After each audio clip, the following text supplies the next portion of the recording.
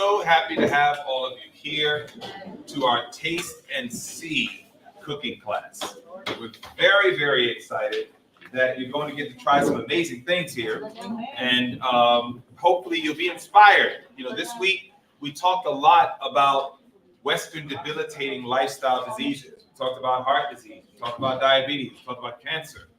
And often we kept arriving at a similar point, which was a lot of the diseases of which we're suffering today are dietary related. And so as a result of that, if we can make certain changes in our diet, then obviously we can see some good things take place as it relates to combating or even warding off certain diseases. So today I have my lovely bride for my side, Alexandra, and she is going to be the one that's going to do all the lovely demos. She is the powerhouse behind the scenes.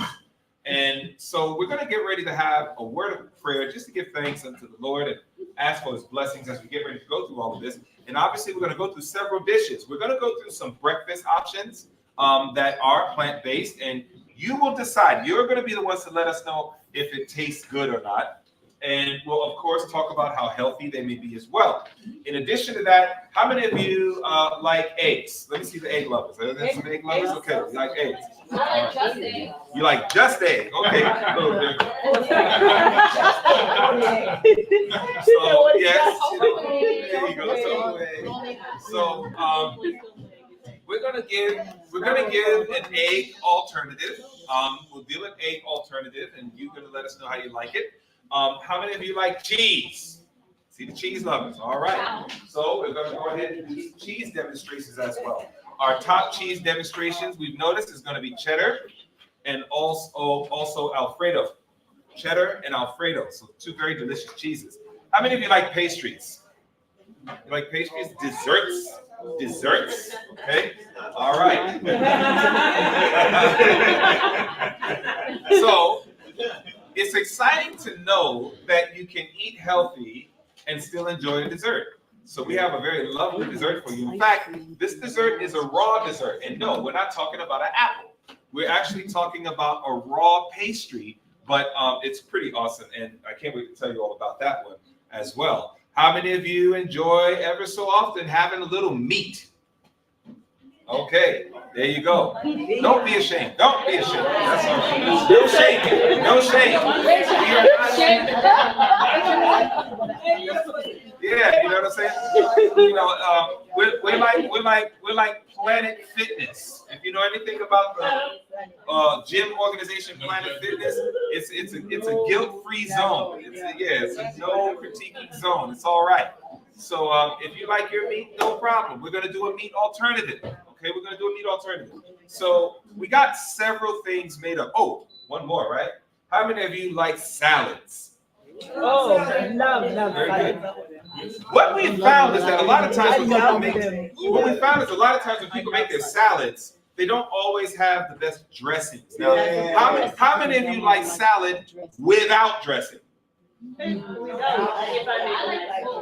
don't know about without. I want to be I don't know about without. I make my bread. Oh, really? Okay. Well, I absolutely do not like salad without dressing. And I know I represent the majority. So, because of that, we're going to also, are we having dressings too, right?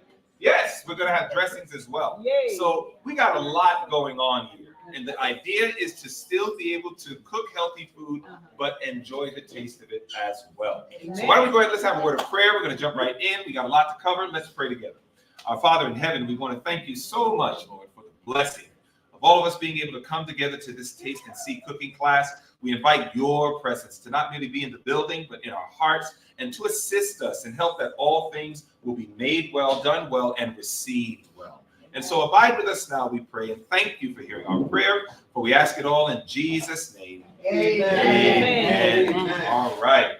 The first thing that we are going to start, the way that it's going to work is this. We're about to jump into a recipe right now, and anytime Alexandra, that is my wife, when she's finished doing the recipe, she's going to go back into the kitchen to get the next one ready. When she's back in the kitchen, I'm going to be covering some health counsels specifically pertaining to nutrition.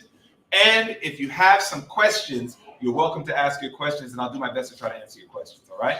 So with this one, we're going to give you an idea of a breakfast. So you're going to see, when we go through our nutrition council, you're going to see that typically when you have a breakfast or when you have a meal, you want to have 4 food groups. You want to have a complex carbohydrate, you want to have a protein, you want to have your vitamins and minerals, and you want to have some fats, okay? Now, for super simplicity, now I know that we're from various places. In America, you know, a lot of times we do sweet breakfasts, okay? That's the American way, okay? Now, some of you might do savory breakfast. So if you do savory breakfast, no problem. You can stick with that. We got many savory ideas. But we're about to do a typical American style breakfast where you have something a little sweet. So the 2 recipes on hand is going to be overnight oats. And then we're also going to do, instead of scrambled egg, we're going to do a scrambled tofu. I have learned as a world traveler that not all scrambled tofus are equal. Okay? So even if you've had it before, we're really looking forward to hearing your response on what you think about this one. Okay? So with that being stated, we're going to go ahead and have Alexandra. Now, this microphone, is it on? You said Lionel, it's on?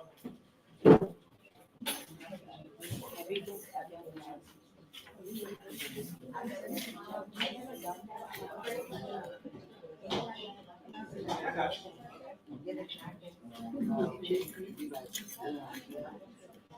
And I like y'all so much, I'm actually going to make some of this food myself. Yay.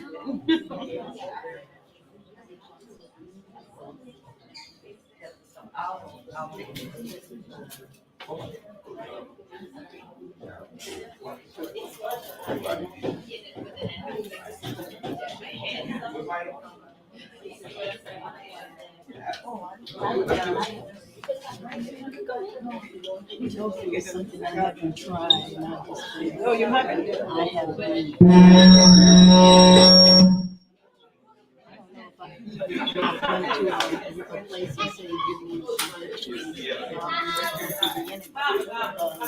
I've never cooked it. Either egg or turkey.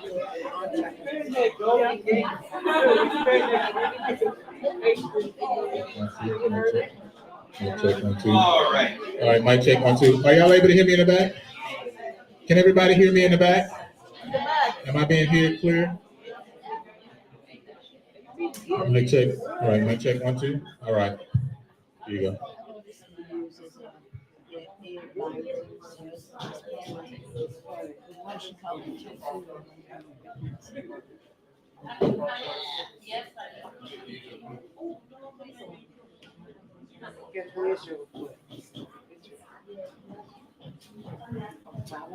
Okay.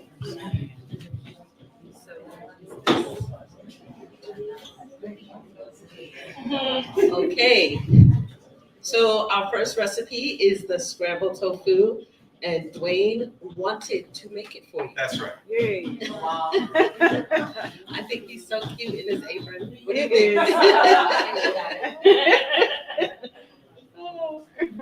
Okay, so first thing we're gonna do is we're gonna saute some onions, chopped onions. And by the way, is this in their paper? I believe so. Okay. Let us know if you see this recipe in your paper. No, the recipe is there. Okay, good. It's the first one. Okay. A spoonful of earth balanced butter. Oh, that's a lot. Okay. Okay. So you're gonna put a spoonful of earth balanced butter. Have you ever seen? Have you all ever seen? This is a soy-based butter. They have a lot in the stores now, but this is one that's soy-free, and I use it periodically. You can also saute with water. You know, I know it's a mental adjustment for me. I know, but I tried it, and my family, they haven't noticed a difference in taste too much. It's just a mental adjustment, but it's actually healthier if you're trying to do oil-free. So, okay, are you okay? Yeah, I'm fine. Okay, so you're gonna saute the onions. Okay. I'm pouring all of this in. Sure. All right. Okay. And start mixing. So you're gonna mix the onions until it gets like a nice golden brown color. Are you all noticing how my hand is so smoothly moving? You're doing an amazing job. Do all things with grace. Yeah, and we're also gonna speed it up. Because you know how we do in the kitchen. We're just like, come on, let's go. So I have it already pre-made, but I'm just for the demo purposes, we're gonna go a little faster. But you can put, you could just put bell peppers. We have green peppers. Yeah, my daughter, she makes it. She puts nothing. She just puts the tofu in the seasoning. I don't know why, but her tofu tastes so good. Oh, It's yeah. the same everything. But I don't know if it's the timing of the seasonings, but when she does it, the flavor is infused in the tofu. And I'm like, what are you doing? She was like, I did the same thing you did, Mom. But she just has a knack for it. Yep. But you can also add spinach in it. That's nice, right? Okay. So if you look at your recipe book, you're gonna see a tofu seasoning. This is the one that makes it taste like eggs, I guess. I mean, it's not gonna taste exactly like eggs. There is an adjustment we have to make with our taste buds. But I don't know if you all ever heard of black salt. Yeah. Okay, you sprinkle that on there. It smells like eggs. You got your eggs. Oh, yeah. Because it has like a sulfur taste to it. Yeah, you can sprinkle a little on that if you'd like. Okay, so, oh no, yeah. So after you get your, chopped veggies nice and sauteed, you're gonna take tofu, a block of tofu, and you're just gonna put that on there. You could use your hand and squeeze it. You can use a spoon. You could use anything. But since we have gloves, this is gonna be our breakfast day. Okay. By the way, the children love doing this part, especially the Yeah. crushing of the tofu. So if you have little children, this is a very, very fun part. Where you get to just do that. Oh, Yay. Oh, that's it? Yeah. Just like press it on. Hey. I normally cut a knife.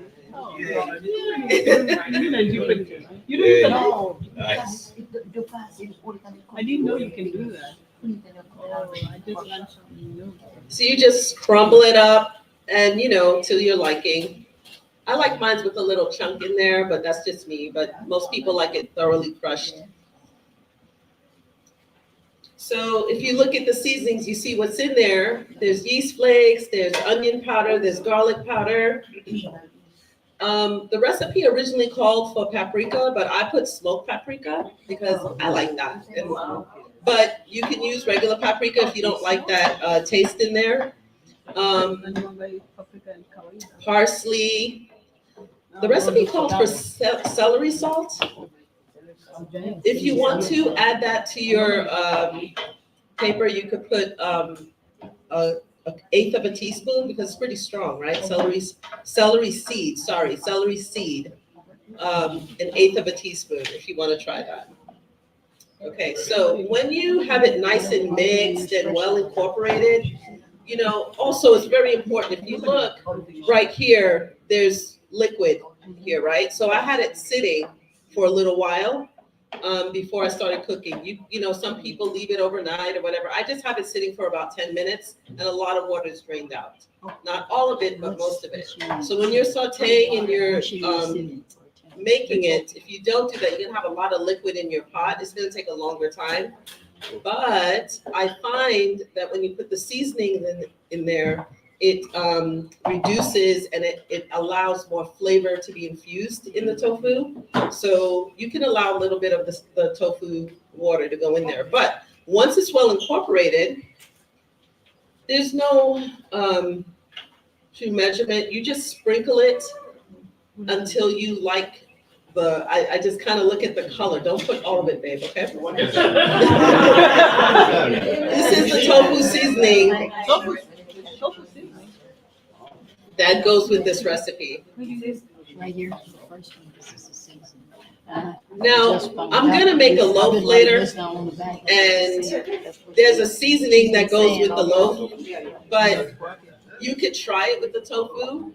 But if you were to take this seasoning and put it in the loaf, it wouldn't taste the same. So it does matter what's in the seasonings, okay? But you can try it, okay? What I love about this is you can experiment. You can, do whatever you like to do with it.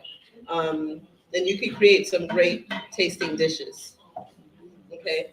Now, do you like that color? It's a little pale, I right? personally would like, it looks a little pale, I'd like to add a little more. Okay, I'm sorry, you do. Please, don't steal my thunder. You're welcome. I know. So of course, there's turmeric in there.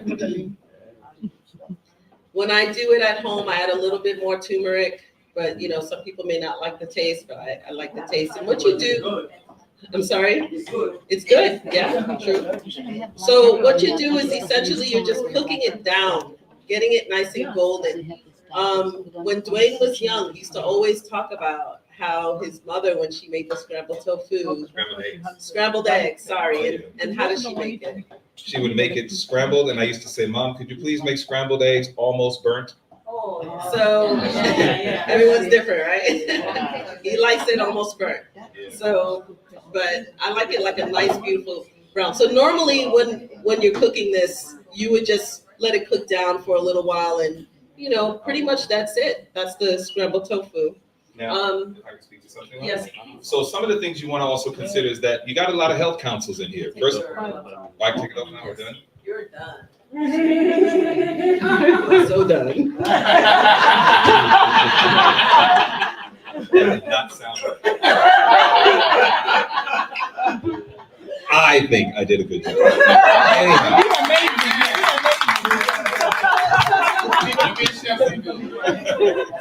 That's right. But no, really, one of the things that I like is there's a good amount of health councils in here. Number one, soy or tofu in and of itself, especially in this form, one of the things you want to keep in mind is to always get non-GMO. Soy unfortunately is a largely genetically modified food group. So you definitely want to make sure when you get your tofu that you get it non-GMO. Okay. But it's a very concentrated protein. It's a plant protein, a phytoprotein. So it's a very, very good source of plant protein. Then you obviously have your bell peppers in there, and that's going to be a great source of your vitamin C, your vitamin A. Yeah, you can put tomatoes. So you're always, whenever you make your food, you're always going to start training. You want to start training your mind to always think, what are the health councils connected to my food? What am I eating right now? I'm getting some protein. I'm getting some good vitamins in as I also get to enjoy this. Even the seasonings, because it will have parsley or what have you in it, you're looking into that. There's a little bit of a debate on the subject of nutritional yeast. There are some who say that nutritional yeast is an excitotoxin and what have you, and it has a glutamate. But thus far, the weight of the health council show that it does not have MSG in it.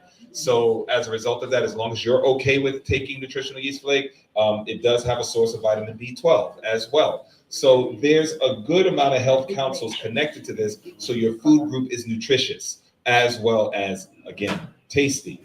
Now, this obviously, remember, we're talking about breakfast. So imagine you're having breakfast right now. When you think about your vitamin and mineral content, you're going to especially think about your fruit.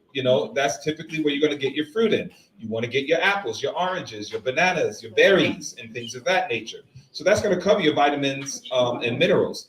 Then when it comes to your fats, one of the easiest and best ways to get that is through nuts. I understand that nuts cost a little bit more. There are a lot of places and ways you can get bulk nuts, but one of the things for sure that I would recommend is start adding nuts and seeds to your diet. I'm serious, because you get a lot of good health counsels from nuts and seeds, and you don't need a lot. That's another good thing. So a bulk order of almonds or walnuts or what have you can go a very long way. You probably heard for a long time, when it comes to the plant world, you'll say, if somebody said you need omega-3s, what plants give us omega-3s? What plant sources? Chia seed, flaxseed, walnut. Watch this. Why do they call it omega-3? Exactly. See, so I want you to catch that with me now. We often hear the term omega-3, and then we'll say chia seed, flaxseed, etc. Walnuts has omega-3. That is actually an incorrect statement. Now, let me tell you why. The reason why there are 3 omegas is because you have something called ALA, you have something called EPA, and then you have something called DHA. The reality is that flaxseed, chia seed, walnut, etc. are high in ALA, but they're not providing much at all, nowhere near the sufficient amount of EPA and DHA. So it is an actual incorrect statement to say that flaxseed, chia seed gives you your omega-3s, is giving you one of the omegas very high levels, which is your ALA, but it's very deficient in EPA, DHA. And this is why typically a lot of vegans are suffering from a lot of the symptoms that are connected with low EPA and low DHA. So when it comes to getting flaxseed, definitely do it. I mean, flaxseed is amazing for many things. Flaxseed has a lot of lignans in it, which are cancer fighters. So when people have cancer, I especially encourage them, hey, definitely take a lot of flaxseed, especially the darker one. But you do need to supplement if you are plant-based. If you're plant-based, unless you're going to drink a lot of spirulina or something like that, you're more than likely going to need to supplement to get your EPA and DHA. For the fish eaters, you don't need to supplement. If you're eating fish, then yes, you're going to get sufficient ALA, EPA, and DHA if you're doing the fish. But if you're doing total plant-based, you are going to be deficient in EPA and DHA, even if you get a lot of flaxseed, a lot of chia seed, and a lot of walnuts. So you need to supplement, all right? There's a supplement called Quell, Qwell. You can order it on Amazon, Qwell. It is an algae-based EPA, DHA supplement. I've been taking it, Qwell. If you are total plant-based, parents bringing up children, get them on EPA, DHA. It's very important for their mental cognitive development. You want to get them on EPA, DHA. Don't just have them taking a bunch of flax and walnuts. They're only getting ALA. They're not going to get the EPA, DHA. It's a supplement, correct. It is algae-based, plant from the seed. So now if you're doing flaxseed, chia, walnut, etc., plus something like a Quell, now you're getting full blast omega-3s. Now you put yourself over the edge. Now you're giving yourself that advantage, all right? Again, this is to those of us who are plant-based. Yes. How often can we take the Quell? Every once? Daily, two pills a day. One in the morning meal, one in the afternoon meal. It's a pill? Kelp. Kelp is awesome for as far as minerals. I'm not sure how much EPA and DHA is in kelp. Sure. No, I definitely understand. Kelp is amazing. We used kelp when we did gardening, and it did wonders for our garden. Loaded with nutrients. Absolutely. So kelp meal is very good. Very good. Yes. I was hearing something about the sesame seed, the light one and the dark one. Like one has more of something and one has more of other. And I think I may be wrong. If I remember correctly, one of them has omega in it. No, I'm not familiar with it having omega. It's definitely not going to have EPA, DHA. If anything, it's going to have ALA. But in the plant world, sesame seed has the highest amount of calcium. Highest. That's why if you do a tahini spread on like some bread or something, that's like a calcium shot. I mean, seriously, sesame seed in the plant world has the highest amount of calcium, more than any animal food. Sesame seeds. If you want vitamin C, acerola cherries has the highest vitamin C of all of the plant world. Acerola cherries, even more than kiwi, even more than oranges and all the rest, acerola cherries. There are supplements where people can get an acerola cherry powder for vitamin C, but acerola cherries are very high in vitamin C. All right? Say again? Ribena? I'm not familiar with Ribena.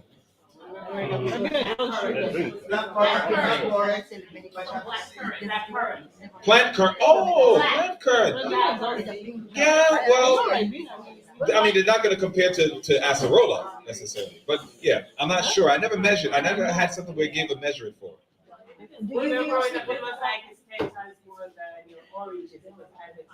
Yeah. Right now, I know verified for sure is acerola cherry for the highest in the plant world, but I can look that one up for sure. What was it called again for vitamin C? Acerola cherry. ACEROLA. Acerola. What about Yes. hemp seed? Hemp seeds again are very good, but it depends on what you're looking for. So if you're looking for omega-3s, the hemp seed is going to give you more ALA, but not the EPA DHA. Okay. Yeah. So that's why typically if you're plant-based, you're going to have to go there. Now, again, so sorry, sister. Oh yeah, your tofu is your tofu's over there. This is just for demo purposes. But boys, cooking up good. Cooking up good. I know. I want to try the demo one. You want to try the demo one? Oh no, let me tell you. Hey, wait. Before you say you want to try the demo one, let you know something. The more that a seasoning sits on tofu is the more it absorbs. So rather than getting the freshly made, when you have the one that sat overnight, that chicken style seasoning flavor that's in it, you're going to taste it that much the more. You want the one over there, I assure you. Also, like normally when you know how it is when you put the butter or the oil, whatever you use, it seasons the butter, right? So you let it sit and like really saute for a while on low. That's the key of just getting all that flavor in the tofu. We did this in like 5 minutes, so we'll take it. You guys got the better one. Exactly, you did get the better one. So again, vitamins, your vitamins are largely going to come from your fruit intake because you should be getting in a good amount of fruit, right? That's your raw fruit. Then your fats, again, are going to typically come from your nuts, all right? You want to diversify your nuts. You want to some days have walnuts, some days have almonds, some days have pecan, and some days cashews. Cashews are probably the lowest on the list, but nevertheless, you want to get your various nuts in and get your seeds in. I'm encouraging you, get your seeds and get your chia or get your flaxseed. There's a lot of power in seeds, okay? Remember, Christ himself was referred to as a seed. It's like seeds are very, very powerful. So please keep that in mind when you're having your meals. Yes, sister? What about the avocado for your fat? The avocado. Well, yeah. Again, if you want to have an avocado with your breakfast, that's fine, because avocado technically falls into the fruit world, right? So as a result of that, if you want to have an avocado with it, perfect. That is another healthy fat. Okay, so if you want to do avocado, that's fine. But again, typical breakfast, fruits, you're going to have your nuts, you got your protein. So all you need now is your complex carbohydrate. And that's where we're going to now go to the overnight oats. The overnight oats, especially for those of us who might have any type of cardiovascular challenges or what have you, oats are often known as heart healthy. I see some faces going. Ugh. I know. I'm not yet there, but Whatever. I'm not there. But I'm That's okay. Seriously. Yeah. Oats for breakfast. Oh, yeah. Now remember, you can set your portion. You can set your portion based on goals. So oh, I'm glad you said that. We're going to talk about that. Yes. I know you're about to segue into the overnight oats, and it's the texture problem. I just can't. Yes. That's you? Soaking my chia seeds in coconut milk, and then I'll add like honey. And is it okay to add like Of course. Absolutely. Absolutely. No, absolutely. No question about it. All right. So let's learn a little bit about the overnight oats. Hit or miss. Let's go for it. I am going to be completely honest with you. When it comes to the overnight oats, I agree with my sister. The slime just doesn't, but I make myself eat it. And if anything, you can control the chia seeds because the chia seeds binds it together. But yeah, so I have to make it because some people may not have a problem with it. with it, but I've learned to appreciate it. I do the creamer. Sometimes I'll add creamer to the milk to help it. Yeah, and the fruits help a lot. You know, I put tons of fruits on it. But yeah, I really try to have oatmeal in. But yeah, so this one is great for busy people because you could take this on the go. You know, you could literally just pop it in your fridge the night before and grab it in the morning. Okay, so and then you're talking about portions. If you're having the protein, oatmeal is very, very filling, right? It can really keep you for hours, but you know you have to watch your portions. So having a half a cup of it can do wonders. So you'll be surprised what you can fit in your belly. So we're gonna start with the oats. It's equal amounts, 2 cups of oats. So I had a glass jar and I just can't find it. So just use your imagination. And 2 cups of the almond milk. I used unsweetened. You know, for some of us who try to lessen our sugar intake, you know, this is a great meal for that. You could do the tablespoons of chia seeds. You put that in there. I've seen a lot of overnight oats recipes on YouTube. Do you see what they do? They put peanut butter. They make it real pretty. They do it like a parfait style in the mason jars. Yeah. I mean, they're incredible. I saw that. I was like, wow. I mean, it's not as glamorous, but this is just a sample, just so you can get an idea. And I won't be offended if you don't like it, because again, sometimes these things just don't work with everybody. You know, so I'm sorry. Do you find it, because I couldn't get through the first time, do you find that it's more filling when you do the overnight oats? Because when it was being cooked the other way, I find that I get hungry quickly. Oh, really? Yeah. Okay, maybe I'm not, because you got the chia seeds in there. I was about to say And the chia seeds, Okay. yeah, Okay. So Right. I appreciate that. Right. Yeah. hmm Yep. So, Yes, sister. Yeah, when I was talking like you're doing this whole evening like that, so overnight, young lady that taught me how to prepare, she using yolk. I was just about to say, And that's what I put on mine. Yes. Fruits, like you got, and then I put the yolk on. I was just about, I'm sorry, yes. Yes, I was just about to add that yogurt is a tablespoon of yogurt. You can put that. Some people put maple syrup and they mix it all together there. Try different ways that suits your needs, okay? But you keep it overnight. I use agave as a sweetener. I have the black chia seeds here. I'm leaving it out for some of you who may want. The vanilla flavor is optional. This is an alcohol-free. They're more expensive, but it's optional, okay? Who can't? Oh, I'm sorry, sis. Some of us are behind the counter. Oh, I'm sorry. There's some chairs. Well, I don't know Oh, if this they take is it. for the camera. Oh, true. Okay. So long as I know. Yeah, no. Yeah.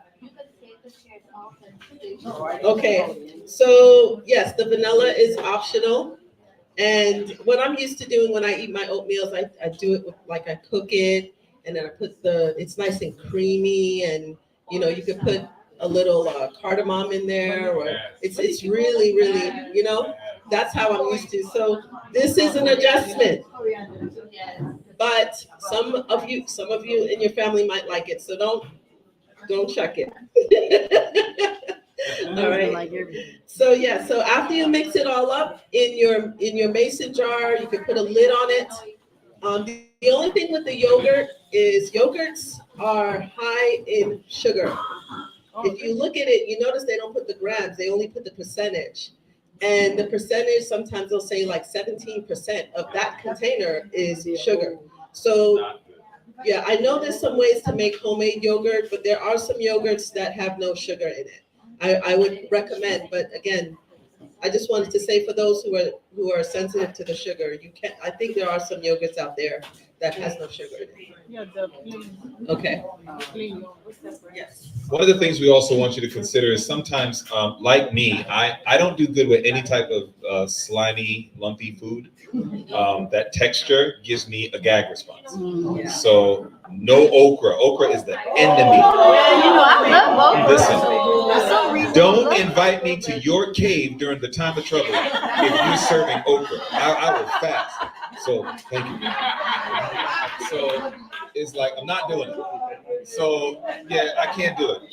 And We actually tried it. I tried it for the first time because I used to see my mom make it, and I was like, oh, it was just the slime.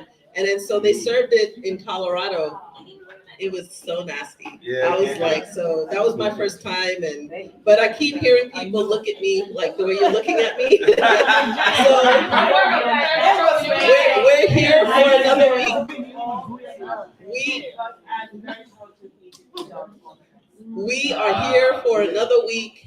Change our minds. I mean, just gonna tell you the truth. I'm not a big fan of slime, but what I encountered is lightly salting, even the crunch with some onions and peppers. And You don't get it. trust me, It wasn't As I often say. I mean, as I often say, sounds fantastic, but we'll see. I mean, if y'all want to make some okra, we had some beautiful Nigerian food this past Sabbath. If the okra lovers want to convince us that okra is legit, you are welcome to make some this coming Sabbath. We will do the taste test, and especially because it's a Sabbath, we're going to tell you the truth. And it's like, as long as you're okay with that, we are fine. It's legit. It's just you have to decide whether your taste bud is legit. Ah, there you go. Thank you. I appreciate that, right? So I say that to say when it comes to oatmeal, that's one of the reasons why I'm often not a fan of oatmeal. I know, however, it's a very heart healthy food. One of the problems that a lot of us have is we eat too much bread, even for our breakfasts. Sometimes if you're doing biscuits, that's bread. If you're doing pancakes, that's bread. If you do French toast, that's bread. If you do waffles, that's bread. It's like, so if you do sandwiches, obviously that's bread. It's like we often do too much bread, and we're not doing bread, even if it's a whole grain, is what we would call a yellow light food. It's a yellow light. It's not red, but it's not green. Oats are more of a green light food. You want to start doing more traffic light eating. You want to try to be more in your green light world rather than in your yellow light world. And so one of the things that I did that helped me with the slimy textured stuff, there's another slimy food that I don't like, but I'm not going to say it because I'm almost positive I'll get stoned for it. But grits is like.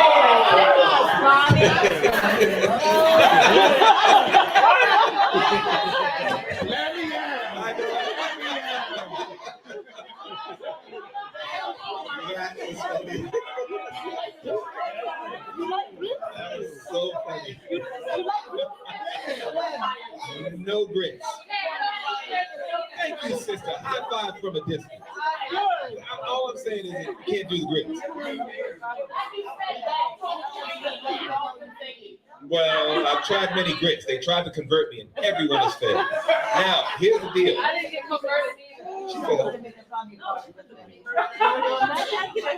No, she must have made it milky. Well, here's the deal. My point in saying all this is that when I pulverize some flaxseed, because remember how we talked about flaxseed earlier? When I pulverize flaxseed, if you have a distaste or a dislike for the mushy kind of stuff, if you mix flaxseed with your oats and then stir it around, it gives it more of a thick consistency. It gives it more of a solid consistency rather than the slimy, mushy consistency, and it makes it way easier to eat. So if there's even one person in this room that's like, me too, I don't like the slimy, mushy kind of thing, I'm just letting you know you can mix your flaxseed with it, and that's a way that you can actually make it quite edible. So that's what I did, and it worked out great. Yes? Is there a nutritional reason why you see a lot of people talk about the overnight oat versus just making, oatmeal on the stove?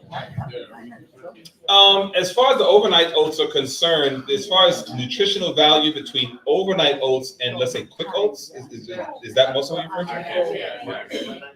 It depends because a long time ago, I had a gentleman, I will not call out his name, but there was a gentleman who was giving a lecture on oats, and we were talking about how raw oats or undercooked oats can contribute to lesions on the brain. Now, what it made us do is it made us go ahead and investigate. So at this time, this is many years ago, it was like 2004 or something like that, we were hearing about this. And so what we did was we called Quaker Oats, as an example, who had the quick oats. We called them up because, like I told you, I said we call people. We'll be like, hey, tell us about this. So we called them up and said, listen, your quick oats, are they just raw and then we're cooking it for this couple of minutes and then whatever? They said, oh no. They said we cook because you have to cook oats for a very long time, and it's typically like an overnight, like 8 hours.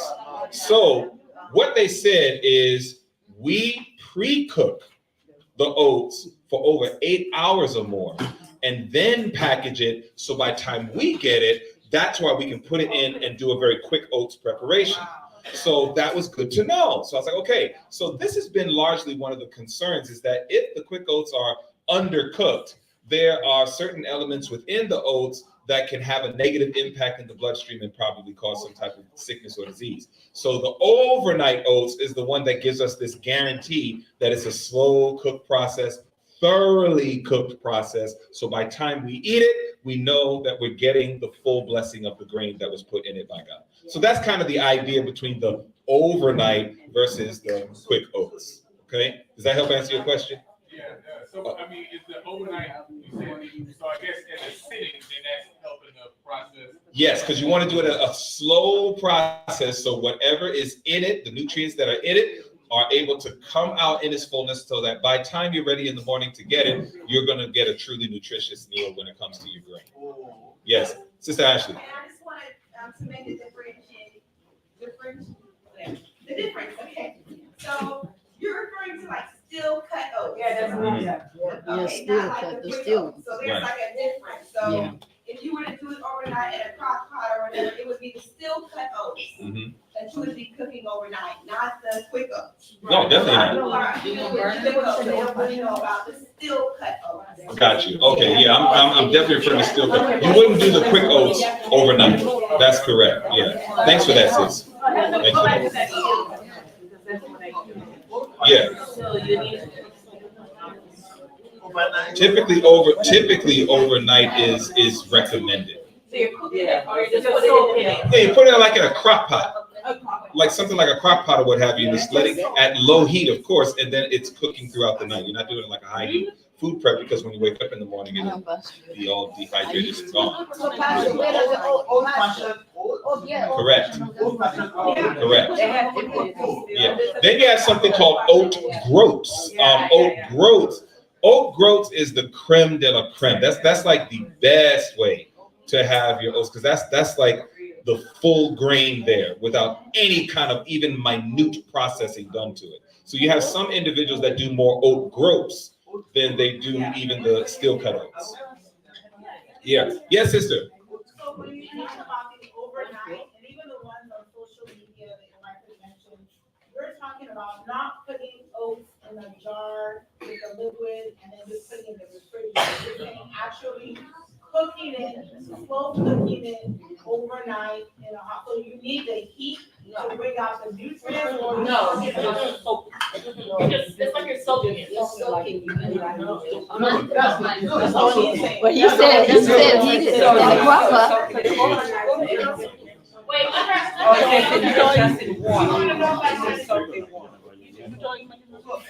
So we need clarification on that. Okay. All right, good to know. Sis, what's your question? So now I'm hearing two different things. So the overnight oats, are we actually cooking it like with heat, whether it's a crock pot or whatever, cooking it overnight for 8 hours? Or are we putting dry oats and liquid and all the other nutrients or whatever you want in a jar and putting it in the refrigerator? We're saying that soaking process is the cooking process. Okay, the latter of what you just said. What we're talking about is it just sitting in the liquid because it's already cooked, right? But it's the steel, right? It's not the quick oats, but the steel cut is what I use for the overnight oats. Okay. And the steel cuts are the ones that have already been pre-cooked in the. Right. Yeah. Well, Yeah, he said all of Yes. them. the difference between the steel cut and the quick is one cooks faster because it's been broken up in little pieces. That's it. That's the only difference. When you see the 1 minute Quaker and you see it's the same thing. It's cut up in small pieces. That's why it cooks in a minute. So when you have the regular Quaker oats, right, the old fashioned, it just takes longer and you let it sit. You can have it sit for 2 hours or, overnight. You'll see it's soft. It's just cold oatmeal. That's what it tastes like. Yeah. If you want to, but the concept of overnight is you just, it's to go. And I think that's why a lot of people are trying to be healthy while they're on the go, because we live in a busy society and they're finding better ways or quicker ways to eat healthy. So they came up with this idea, and it's not for everyone. I personally like it cooking. I like it warm. I like it hot. That's what I personally like. But yeah, if I'm traveling, I use that as an alternative. If we're in a hotel or whatever, we gotta go. That's what I like to eat. So What recipe are we doing? we're gonna do the dressings.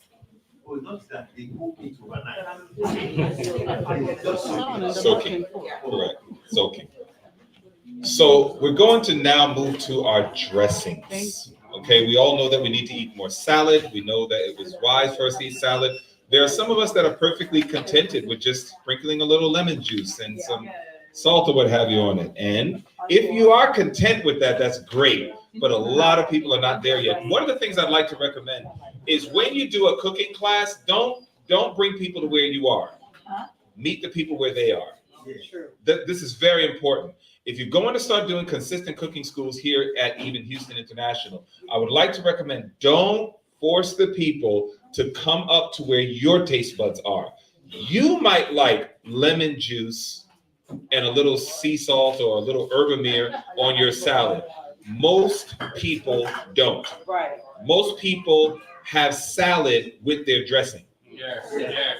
Did you catch that? Yes. Caught that? Most people have salad with their dressing, meaning they are drenching that thing. And most people like their cheesy dressings or their French or their Italian, this type of thing. So you got to meet the people where they are. So the goal is to one day get them to appreciate so much health that, yes, we can graduate them to a kale sandwich. But the reality is they're not going to immediately, they are not going to immediately appreciate a kale sandwich. You understand? They're not going to appreciate that up front. So meet the people where they're at, right? People like cheese, people like sweets, people like meat. And people need to eat more.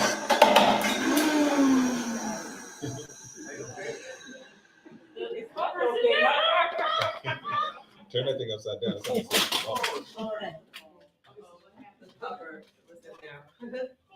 down. Yeah. Yeah, just to make sure there's no plastic in it. It's sunglasses. No, we'll definitely replace that for sure. But we want to encourage people to eat more salads, family, but the reality is they're not going to do it if you don't give them a tasty dressing. That's just where the minds of most people are, right? So you got to make yourself a good, tasty dressing. So what we're going to do is we're going to do a couple of dressings that are, definitely healthier versions. Probably one of the biggest issues with dressing today is what? Fat, salt, Sugar. more than that. Sugar, more than that. Something that almost every dressing has. Vinegar. Vinegar is really not a healthy substance. It's a very highly acidic acid. Vinegar eats away at the dental enamel on your teeth. Did you know that while science shows that vinegar eats away at the dental enamel of our teeth, that's why they talk about people who take a lot of vinegar-based substances. If you're not brushing your teeth or taking care of it, it starts to limit the enamel. Did you know that Proverbs 10 and verse 26 brings that point out? Like literally, it was something like, wow, look at that again. The Bible bringing out scientific facts, and it talks about vinegar to the teeth and how it wears away. And so it's something God knew like a long, long time ago, right? That science is kind of saying later on. So one of the number one things we want to do outside of mitigating sugar and mitigating fat content, we also want to mitigate vinegar, or if not, eliminate vinegar. And often the best replacement for vinegar is lemon. All right, it's the best replacement for vinegar. So you're going to find that these dressings that we're about to make are going to be dressings that an individual can have. Now, if you're talking to somebody who's anemic, it gets pretty serious because vinegar can cause hemolysis, which is the destruction of red blood cells. So vinegar, there's a reason why there's a book called Counsels on Diets and Foods, and it kind of talks about the intake of vinegar and why it's so bad for us. Well, now science is helping us understand why. So actually, a high level of vinegar intake can cause hemolysis, which is the destruction of red blood cells. That's a problem, right? Vinegar also can eat away at the dental enamel of the teeth. That's a problem. Vinegar begins to wear away the mucosous lining of the stomach and is one of the causes of gastritis, which a lot of people battle with. So, yeah. What about the apple cider? Yeah, it's the same thing. Yeah, I mean, apple cider vinegar pretty much is the same thing. That's why it's a remedy almost that works like medication. It hurts you on one side and helps you on another.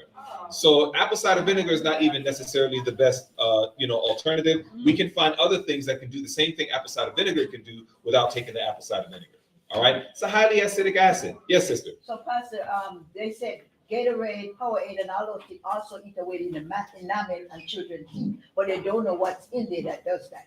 Probably the sugar content. Probably because you leave a lot of sugar on your teeth. That's one of the biggest reasons for caries. And my wife worked as a dental assistant, so she sees caries all the time, and what have you. So again, that's more than likely why, is because of the sugar content. And if the kids are just drinking it and going throughout their day for hours, some of that residue of the sugar just sits on their teeth and it begins to cause that cavity development. So that more than likely might be the reason why, rather than vinegar, because vinegar is definitely not the issue. Yes, sister.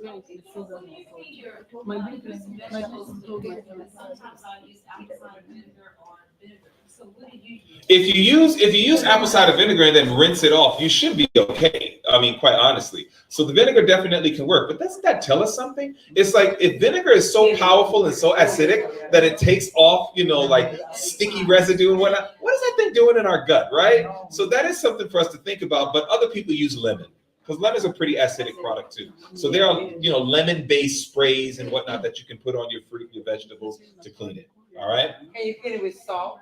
Can you clean it with salt? I think you can. I haven't seen many people do it with that, but there are people who do it. I don't see a lot of people do it with salt. Yes, sister. Yeah, Dr. Greger, I like him. The vinegar, to use a salt briny water, to put your fruits and vegetables in it, and Sure. that works much better. Amen. No, that's awesome. Yeah, I like Dr. Greger very much. Nutritionfacts.org. Very, very good organization. It depends too, like you do have your vegetables, if it's coming straight out of your garden, salt might work, but it depends also on the creature that's on it. Oh, yeah. Sometimes dogs soak in more better to kill them. Yeah. So it depends. Yep. Sounds good. All right. So which dressing are we doing right now? We're gonna do two dressings. We're gonna do a ranch style dressing and a French dressing. Okay. And I'm gonna have a bonus dressing for you. It's an imaginary dressing. So you're gonna have to use your imagination. I just thought of it. I said, I'm gonna share this one because this particular dressing I'm gonna share with you after I do these. They're my favorite. I mean, everybody eats this salad. They'll eat it for days. This is salad. Yeah. Okay. I think you can pour it in. Okay. I don't think you need to do it.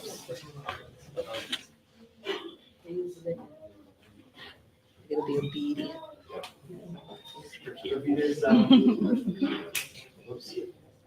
Your hands are wet? No, but it was.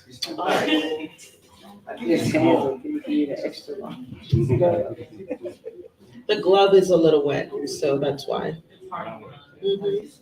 So we're gonna start with the ranch dressing. Okay, so we're gonna take, it says 3/4 cup, but 3/4 cup to a cup of raw cashews. Typically, I soak the cashews overnight, okay? I didn't do, Google Scholar research on that fact, but I saw a lot of articles saying it's easier for the digestion. There are something called inhibitors that the nuts are harvested with or grown with, and it makes it harder to digest in the body. That's what I understand. The second reason I soak it is because it's easier on the blender, okay? So it allows for a smoother consistency.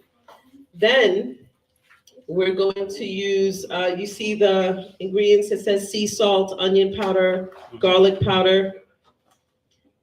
Typically, yes, you can pour it all in there.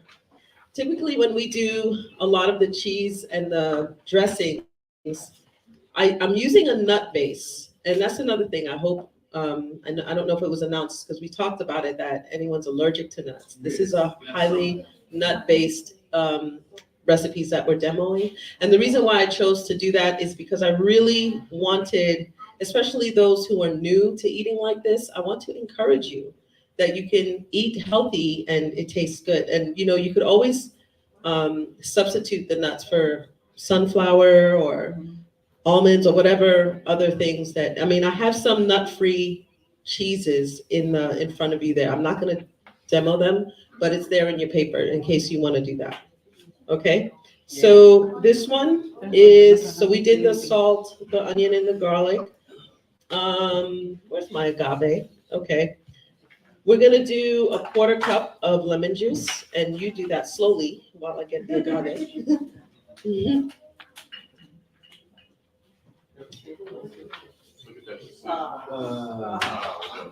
Did you see that? No, we did not. Did I miss something? No. Great, it's great. It's okay. Even waste a drop. Listen, when he's in the kitchen, it is so cute. Yeah, it's so cute. My daughter just laughs at him. I was like, Dad, what are you cooking?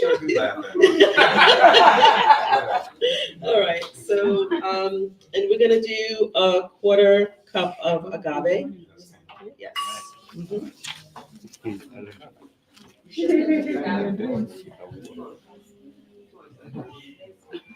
That's good. Yeah. You can use honey if you like. All of the recipes originally called for 1 cup of oil. When we were introduced to these, but you can get a lot of fat from the nuts, right? So we just stopped using the oil. I don't know if you can freeze it now that it doesn't have the oil, but they typically last in the fridge for 5 days. And then you could, it should be good. So then, you just add enough water to blend. So you can put the cover on there, huh?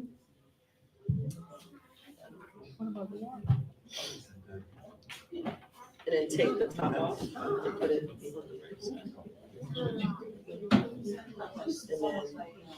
And then I'm gonna pour because I have more. So what you're gonna do? So start with about a 1/4 cup. All right, so you can start, put the cover on. And then, so it's on low, so you just blend.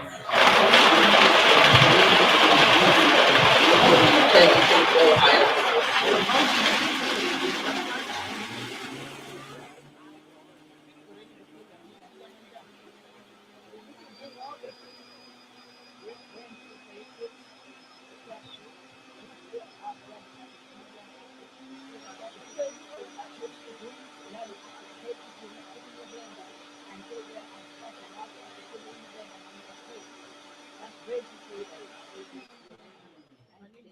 Okay, so you can add 2 teaspoons of poppy seed in there if you like. Yeah, I think that's it. So that's the ranch. Poppy seeds. Poppy seeds. You all know poppy seeds, the little black thing? Yeah. Okay. All right.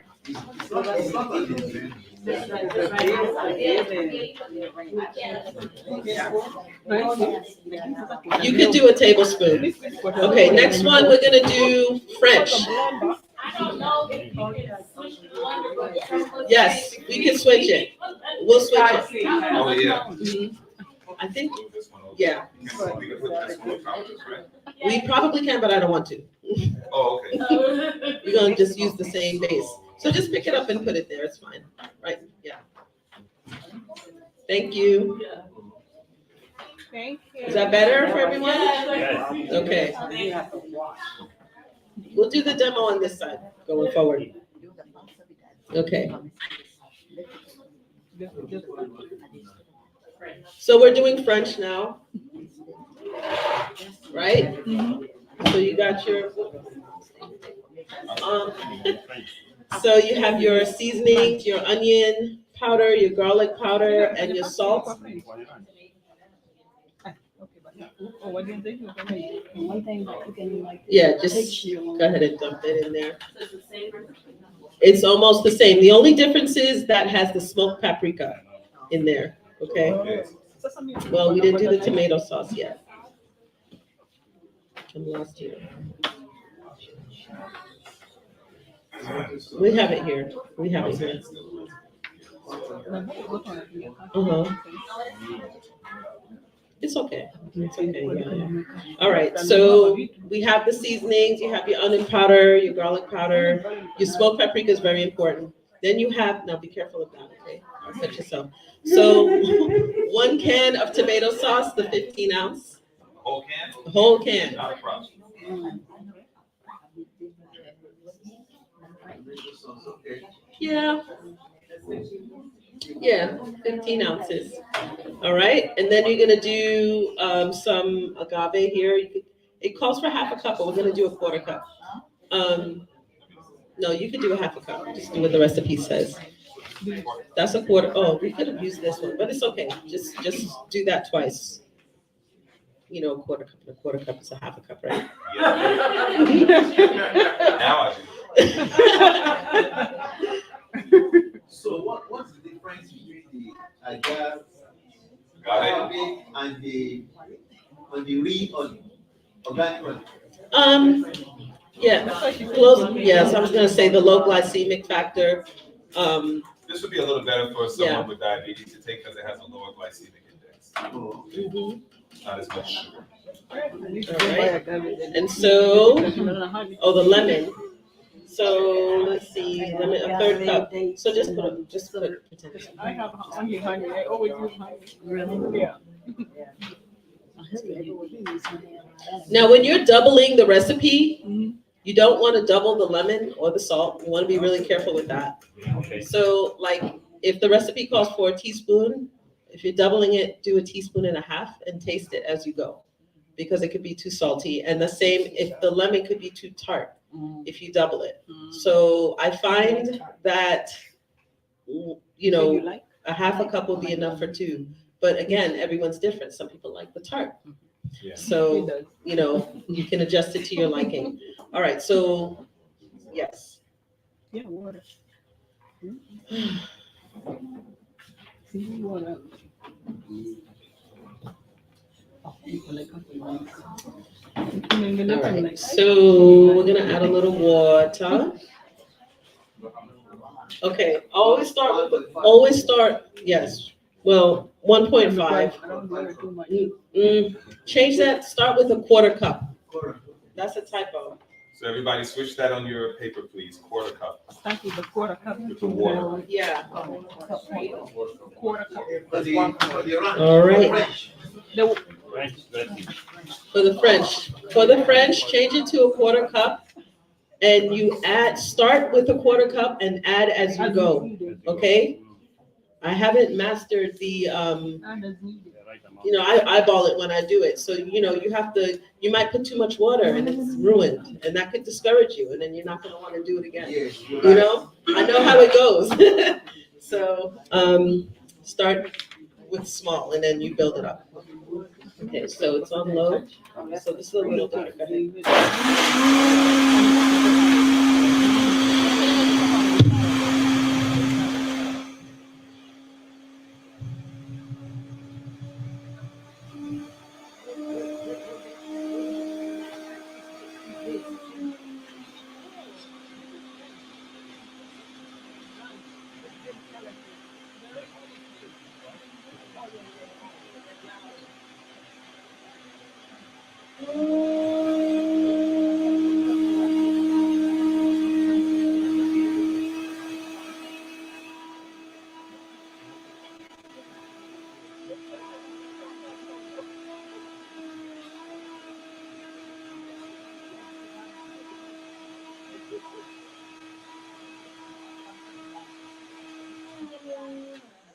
So one thing you're looking for when you're blending, as you're pouring it, you're looking for it to just kind of go, and the hole in the middle is about the size of your finger. That typically is a good gauge to know a good consistency. And you just blend it till it's smooth, and that's it. Okay? Thank you. To be a certain color too, is that the indication for you like that it's has water or I know. Maybe, but I'm more so focused on the consistency. Yeah, the smoothness. Yeah.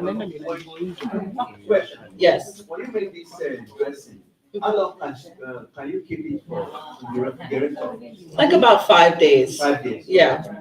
Yeah. After 5 days, you want to smell it, just check it. Use all of Week it. would be max. Yeah. Can you freeze it?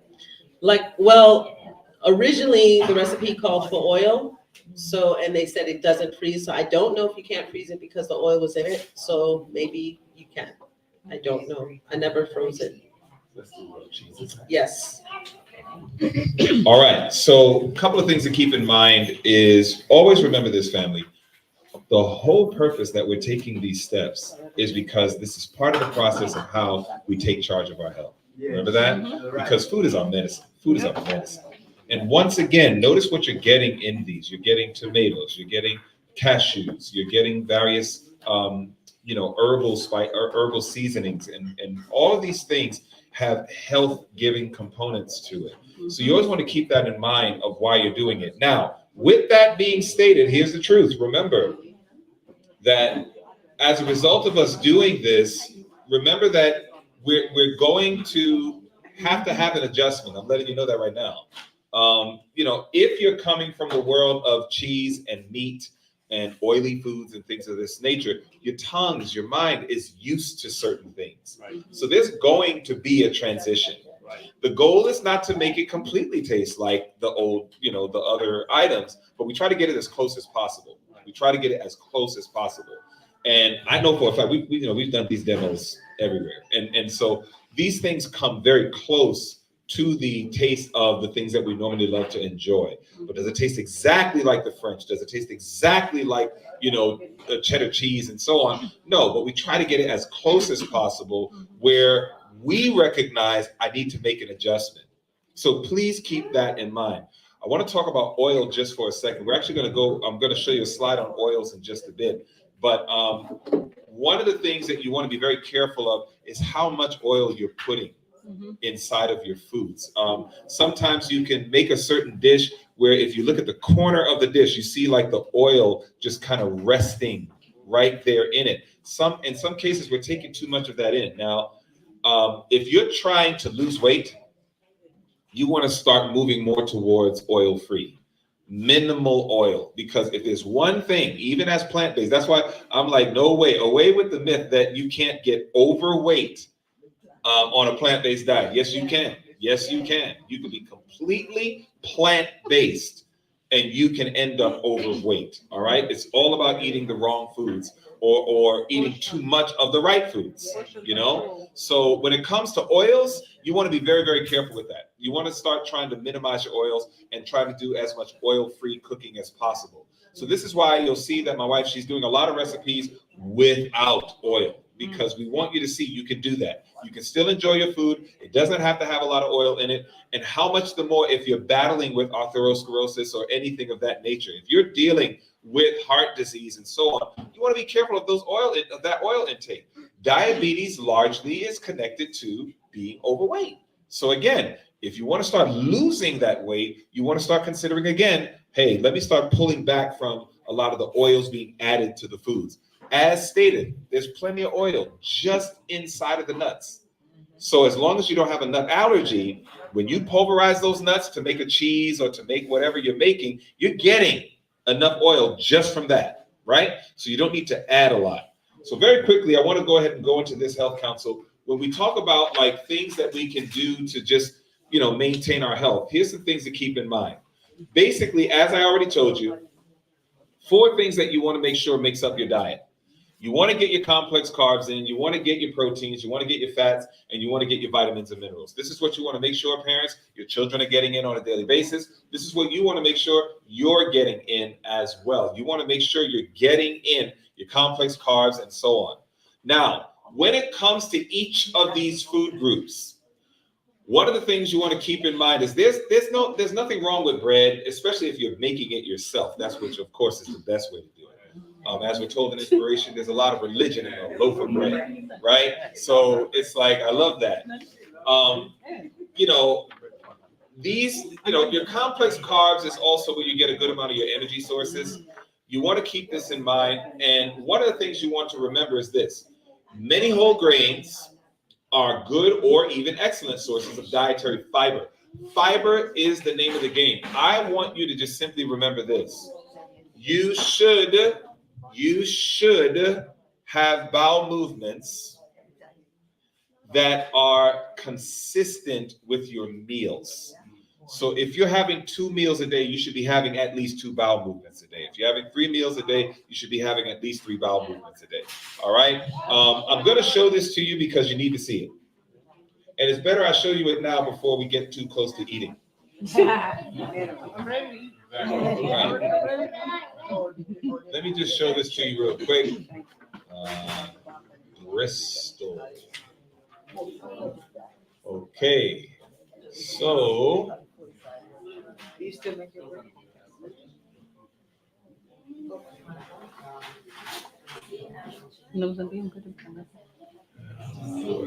Where are you? Okay, that's not it. Bristol stool chart. Okay, let me do this.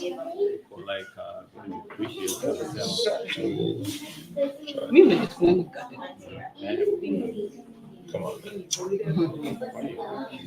you want to use oil, Yep, we're going to actually show you the different types of oil that you can use. So I am going to show you. So I want you to look at this. Not trying to be disgusting, but I'm trying to help y'all out. So when you go to the bathroom, again, you're supposed to be between number 3 and number 4. Number 4 is ideal. Number 4 is ideal. If you're going to the bathroom and you are having number 4-like bowel movements, you're in great shape. It's like that means that you're getting very good eliminations. It basically is supposed to come out almost like the shape of your colon. All right, similar to the shape of your colon.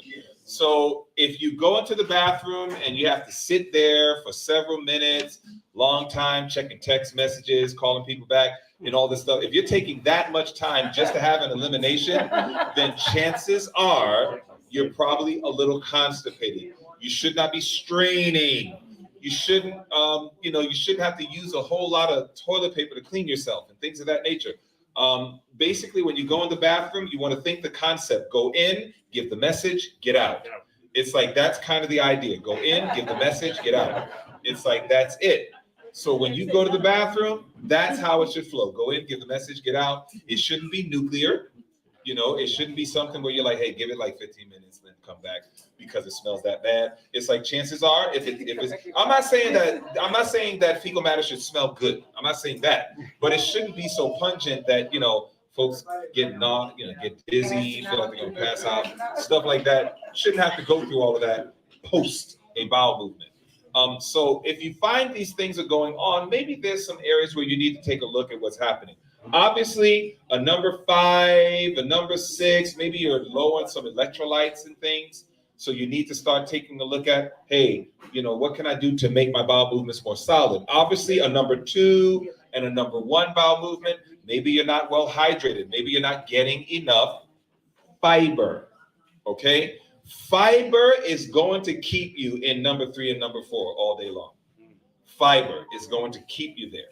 So that's the reason why I put this site up, because I wanted you to see in this slide that this is where you and I should be.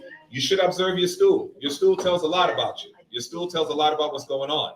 So please make sure that you're aiming for number 3 or number 4. Number 4 is the hyper ideal. If you're at a number 4, you're doing really good. All right, keep it there. If you're not number 4, you want to start aiming there. And one of the things you want to consider is getting in more fiber. Now, let's go back. Dealing with the whole grains, like I said, whole grains, excellent source of fiber.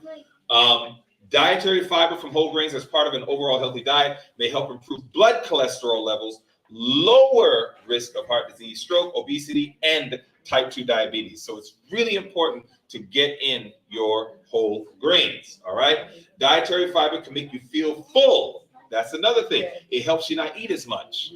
It helps you not eat as much. So when you eat your grain, you want to remember to eat it whole. Eat it whole. This makes up a full grain. When you eat white rice, you are void of your bran. So when you see the bran, what do you have? You have fiber, you have your B complex, trace minerals, and phytonutrients, plant nutrients. When you're eating a lot of white rice, parboiled, even basmati, these type of things, you're more just in the endosperm. You're in the endosperm, you're getting a little bit of germ, but you're like really, really lacking on the bran side. And that's the side you need, because notice, endosperm and germ has no fiber. It's only the bran that has the fiber. So that's the reason why when you eat a grain, you want to make sure that you're getting a whole grain where you got that bran in there, so that way you're getting your fiber as well. I can tell you right now, if you eat a lot of white rice, a lot of white bread, a lot of white pasta, etc., I can already tell you you're more than likely constipated. You more than likely are going through some degree of backup, because it's a lot of food groups that are not designed to keep things moving. You understand? So this becomes very important for all of us to keep in mind. What therefore God has joined together, right? Let no man put asunder. That's another way of looking at the verse, believe it or not. Even though we often repeat this in marriage, when God made the grain, he made it whole. He didn't make it to be torn apart. And it's truly what God has joined together, let no man put asunder. So when God made the grain, he made it whole. Keep it that way. Don't tear it apart. Now, this is what we call ancient grains. And this is where, bloating. Some of us battle with bloating. You eat food, all of a sudden you're looking like you're pregnant. The reason why is because a lot of our grains have been manipulated. A lot of our modern wheat has been manipulated. These are a list of ancient grains. So if you're finding that, wow, every time I eat, my regular wheat or even whole wheat, I'm finding that, wow, I get real gassy. I'm finding that I'm belching a lot, passing gas a lot. I'm finding myself feeling a little weak, etc. You're symptomatic that you are having some type of allergic response to wheat. A lot of people are going through this right now. So what are individuals doing? They're going back to the ancient grains. And as you can see, there's a lot.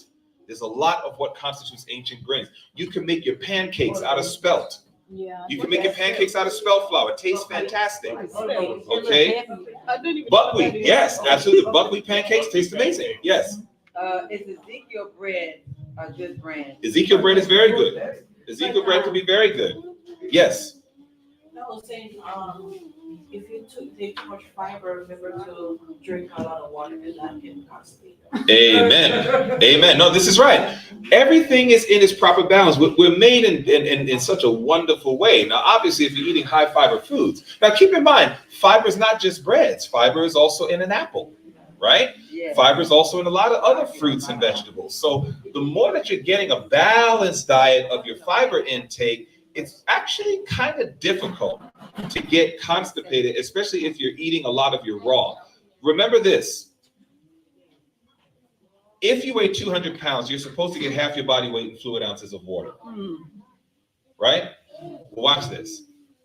20% of your water intake comes from food. So if you're getting enough salads and if you're getting enough fruits, if you're getting enough vegetables, you're getting 20% of your hydration from your food. So it's only the other 80% that you're doing from actual water intake if you're eating the right foods. Okay? So you got to keep those things in mind. Yes. Sure.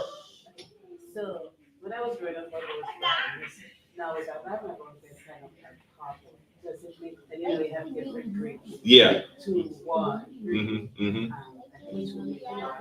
Yeah. Does it really hard to therefore, because technically speaking, I don't know any health food. I'm not gonna get that cold type brown Right. Well, okay, so in relation to what you're referring to as the vulgar, so far, does this one look like the one that you're talking about? Does this look like the old-fashioned one? The brown one. Yeah. Bulgur wheat. The brown one, the original brown one. And the old-fashioned, the one I grew up with back home. And if I go home, I can get it.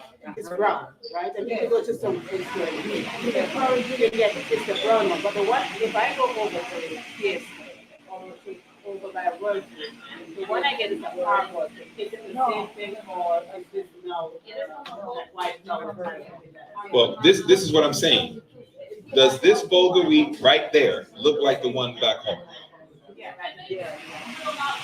Okay, so my sister is asking about the bulgur wheat. She's talking about back home where she comes from, which is, all right, back home in Jamaica. She's talking about the bulgur wheat was very brown. It's like a darker brown. But there are some times she sees bulgur wheat where it's a much lighter color. So then she's questioning, are they equal or is one less than the other? Now, there used to be this little slide statement that would say the darker the berry, the sweeter the juice, that kind of thing. In other words, the darker it is, sometimes the more nutrients it would be in. We have found this to be the case in quinoa. We found this to be the case in flaxseed, right? Is that the darker one typically did have more nutrients. So in like manner, it would be the same with the bulgur wheat, that the darker one. But the question is the lighter one sufficient? Is it still giving a good amount of nutrients? And the answer is yes. So yes, if you can go, it's kind of like castor oil. You ever seen like the real dark castor oil back home in Jamaica or back home in certain areas? Yes, but even the lighter castor oils can still do a lot of wonders as it relates to some of its remedial agencies. So if you can get the darker, it's more than likely going to be more nutrient dense, but the lighter is still very nutrient dense as well. All right, so it's not so much that you're being robbed if you're eating the lighter bulgur wheat, but yes, when you get a chance to go back home. Oh, no. Thank God, no, it's not to that level. No. Yes, sister. Psyllium husk is amazing. It's just that now, psyllium husk, my sister's counsel here, you have to drink water. Psyllium husk is what's used as a fiber supplement. A lot of people use it as a fiber supplement for cleansing the colon. If somebody's battling with some constipation, you can take psyllium husk and it works wonders to help get some of that backup out. But you must drink a lot of water if you do psyllium. If you take psyllium husk and you don't drink a lot of water, it's going to work very much against you rather than for you.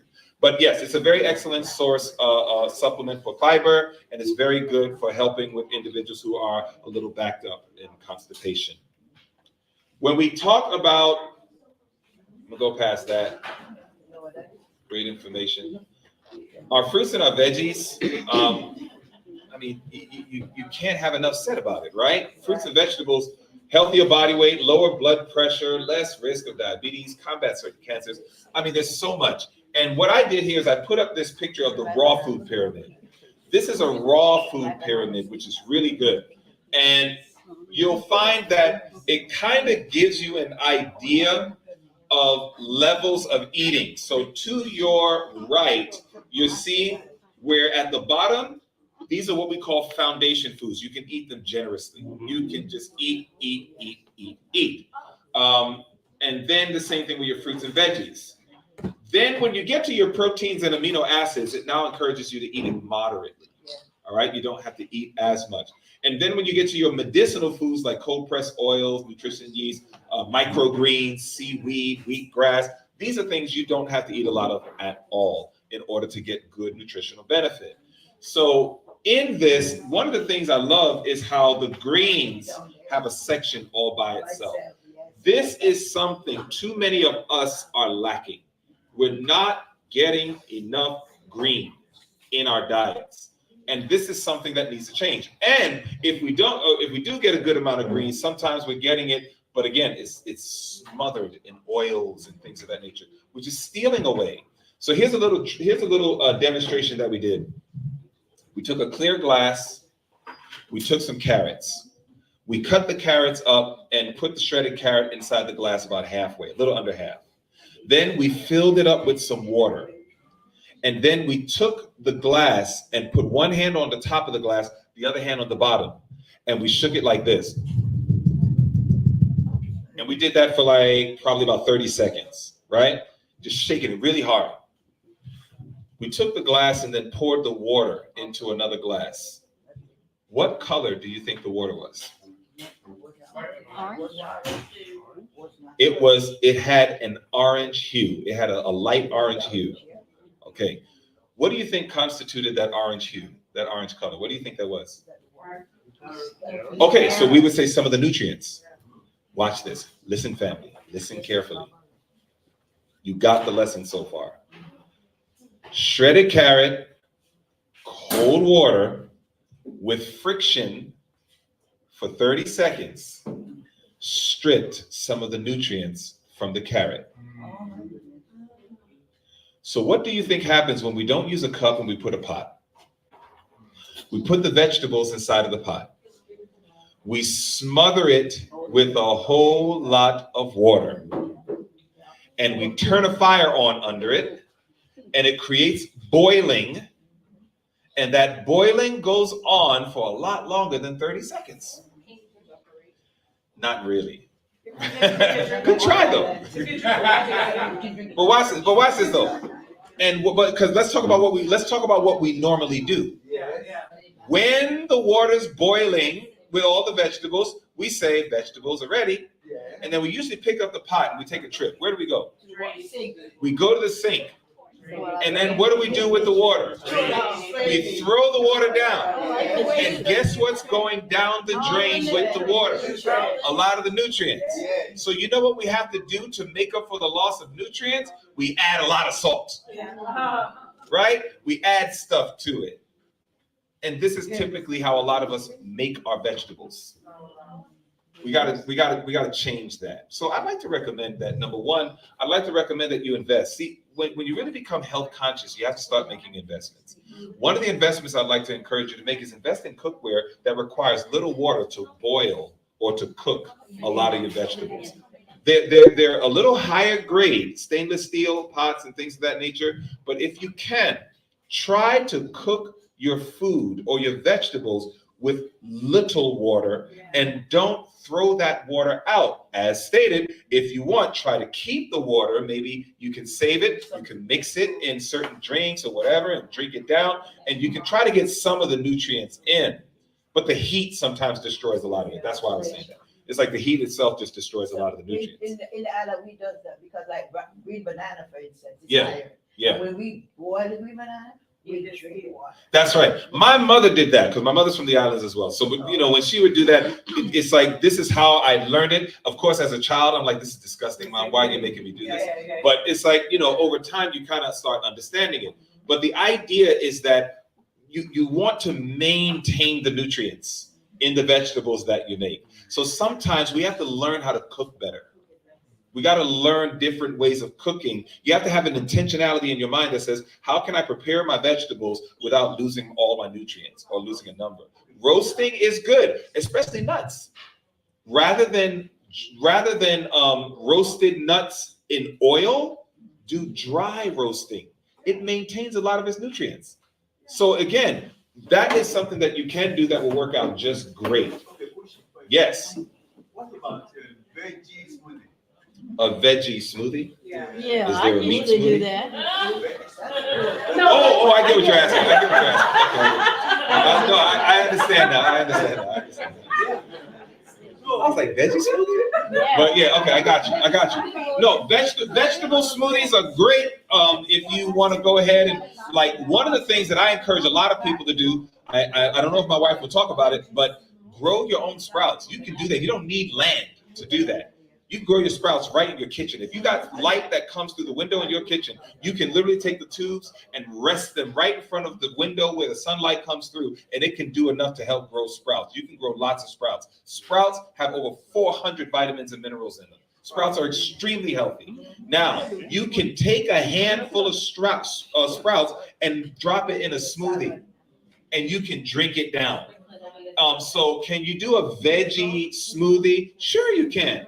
May not taste that great, but you can do it. No question about it. I'll put a little agave in. Huh? Yeah, you can. Yep, absolutely. Or banana. Yes, sister. Banana. Nah, I'm not an advocate of it. So, there are cases where people literally turn blue.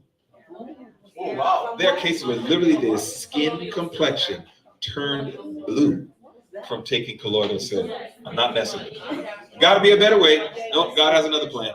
So it's like, nah. I've heard some things about colloidal silver that's very good, but I don't see it as a necessity. And there are people who literally took it and their skin hues started to turn blue, and that was concerning for me. I was like, that shouldn't be happening. Yes, sister.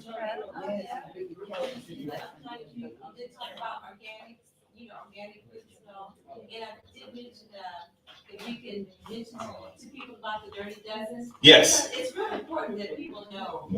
Okay, so no, absolutely. Let's go through this part of the slide. So leafy greens. I want to encourage you to get more green. Seriously, I'm encouraging you to be more intentional about getting green. Stay away from iceberg lettuce. It's basically glorified water, right? It's just glorified water. Try to get more leafy greens. It names it: spinach, kale, beet greens, arugula, endive, collard greens, watercress, lettuces. If you're going to get lettuce, red leaf, green leaf, romaine, try to stick there. They are the healthiest foods you can eat. The healthiest foods that you can eat. Huh? No, that might mean you got to do some things with the soil, because sometimes that happened with us too. When we were growing, sometimes your soil's missing. Oh yeah, especially if it's first time. You got to put the right stuff in your soil. Like somebody said earlier, kelp meal. If you put kelp in your soil when you're growing your stuff, that thing loads. We used a refractometer on our peaches, on our persimmons. Our fruits had higher nutrition, double the nutrition of the store-bought stuff. And it was because we loaded our soil with a lot of nutrition. So the same thing can happen with your lettuce. You just got to get the right stuff in your soil. Yes, sister. I see you don't have mustards on there. They're included. Mustards are included. Mustards are. It may not be in this list right here, but mustard greens are phenomenal. Phenomenal. Yes. Full of snails. You need to talk to that store. I'm serious. Like, why did that happen? That shouldn't happen. Now, there are individuals who don't necessarily harvest and package properly. You understand what I'm saying? So sometimes that becomes a problem with the store and what have you, who's selling it, but that's not good. Now, watch this. To my sister's point, phytonutrients, plant nutrients. When you see the word phyto, plant nutrients, very, very important. Phytonutrients is a substance found in certain plants which is believed to be beneficial to human health and help prevent various diseases. Now, when it comes to antioxidants, the berry world is king. Okay, the berry world: strawberry, blackberry, blueberry, raspberry, and the list goes on. Antioxidants includes vitamins and minerals, enzymes, phytonutrients. Phytonutrients protect us from a buildup of excess free radicals, etc. Now, with that, we have this thing about the Dirty Dozen. How many are familiar with the Dirty Dozen? You know what that is? Not much of you at all. So when you think about the Dirty Dozen, this is where we get into the world of organic. This like I told you, if you're eating the foods where you're going to eat the skin then you especially want to make sure that you're getting it in an organic way, because there are more and more studies showing that the pesticides can cause a lot of problems. Some of the latest are directly connecting pesticides with Parkinson's. So that's not fun. That's not a good thing. So there are some things we need to eat. So with the Dirty Dozen, what they did here is the Dirty Dozen actually goes through some of the most highly pesticide retaining foods. So what are the Dirty Dozen? Strawberries, spinach, kale, nectarines, apples, grapes, peaches, cherries, pears, tomatoes, celery, and potatoes. Yeah, I know. That's why we got to make some changes. So if we're doing this with this Dirty Dozen, these are the things you especially want to be intentional to say, I'm getting these organic. I'm not going to get these non-organic. I'm not going to do conventional on these, because these things, unfortunately, high-level pesticides. The same thing with the Clean 15. Clean 15 does not mean no pesticides. It means least. So even with the pesticides, I'm not trying to get pesticides in me, not even a little bit. That's why we do a lot of organic shopping, because I'm like, I don't want even a little pesticide in me. So avocados is under the Clean 15, meaning least amount of pesticides. Avocados, sweet corn, but get your corn non-GMO. Get organic, because corn is one of the most manipulated food groups in the world. In the world is corn. That includes popcorn, that includes tortillas. That's why I appreciate Sister Mosby when we had our potluck yesterday, and I saw the tortillas, and I was like, well, I don't know if I'm going to take it, because I don't like to eat GMO stuff. I get bad reactions. So I appreciated when you shared that the tortillas were non-GMO. I was like, amen. I said, they know what's up. That's really good. And no, it's really good. But even your tortillas, there's a lot. When you understand how much corn is in a lot of stuff we eat, of course, the corn syrups, right? And stuff like that. So again, corn, sweet corn is in the Clean 15 as far as pesticides, but a lot of them are still genetically modified. Pineapples, frozen sweet peas, onions, papayas, eggplants, asparagus, kiwis, cabbages, cauliflower, cantaloupes, broccoli, my absolute favorite vegetable in the world, mushrooms, and honeydew melons. Yeah, I'm a broccoli lover. I love broccoli. Yes. Okay, Pastor. So I have a grandson at 6-year-old. He had cancer. So it sent me into a rage to study for cancer. Sure. So we couldn't get some of the vegetable organic. So what I did, I put them in alkaline water. Yeah. And soak them. Mm-hmm. And they were clean. Even the carrot that we had to put grated and put milk in it. When I did that, it was so sweet. I didn't have to put anything in it for him. Mm-hmm. So what do you think about that? Alkaline water? Yeah. We talked about alkaline water yesterday. Our bodies are made to receive alkalinity. All vegetables are alkaline. So you are the way that our bodies are designed, we're not supposed to get alkalinity from water. We're supposed to get it from food. So really, the best way to get your alkalinity is from food. Just eat more vegetables. And that is going to give you plenty of alkalinity. However, there are individuals that sell alkaline water and things of that nature. That's fine, but that's the part it's just not necessary. It can help. It has helped, but it's not necessary. The problem that I have is most people that I know that provide alkaline water, they, were providing it through a system, and the system was literally $3,000, $4,000. The problem is God's laws of health have to be low cost to no cost. That's always been God's way of providing health to us, low cost or no cost. If I got to spend $3,000 to $4,000 in order to get healthy water, that's a problem. And the reality is that we don't need to get alkalinity from our water. Get it from your food. It's way cheaper. It's way more consistent. You don't have to upgrade filters every year. It's just better on so many levels. But I for those who got an alkaline water system, I'm like, hey, congratulations. Go ahead and use it and enjoy it. But alkalinity is designed to come from our food. That's why every vegetable has some alkaline in it. Okay, as you said that, so what about the people who don't eat food that give you alkaline? If they don't eat it, then I'm like, then what you want to do? No, seriously. In other words, I believe in discipline. I believe in discipline. It's like, look, if you tell me I don't want to eat it, I'm gonna say, why you don't want to eat it? Because I don't want to. I'm like, what, you think the world revolves around you? It's like, no, you need to eat it. Do you want to live? You want to get healthy? If you want to live and you want to get healthy, then you need to eat it. If you don't want to live and you don't want to get healthy, then don't eat it. But you got to embrace the results that come with it. But the answer is not just to simply provide them an expensive alkaline water system. The idea, if they want to drink it again, they can drink it. It's fine if they want to drink it. But we need to teach people right. And the way that we teach people is alkaline comes from your food. It comes from your vegetables. And if you eat more of your vegetables, you'll be fine. Now, I will say this.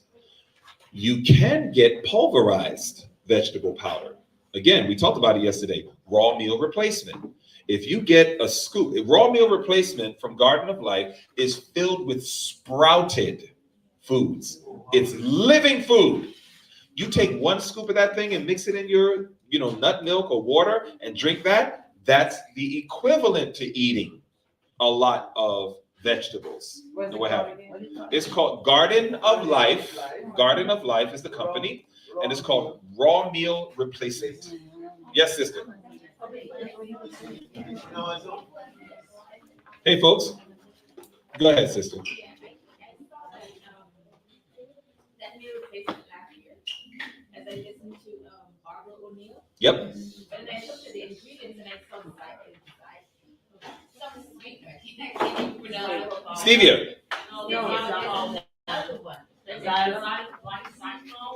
Xylitol. Xylitol. I don't know. Well, let me say this. Raw meal replacement I saw has stevia. It doesn't have xylitol. I didn't see xylitol.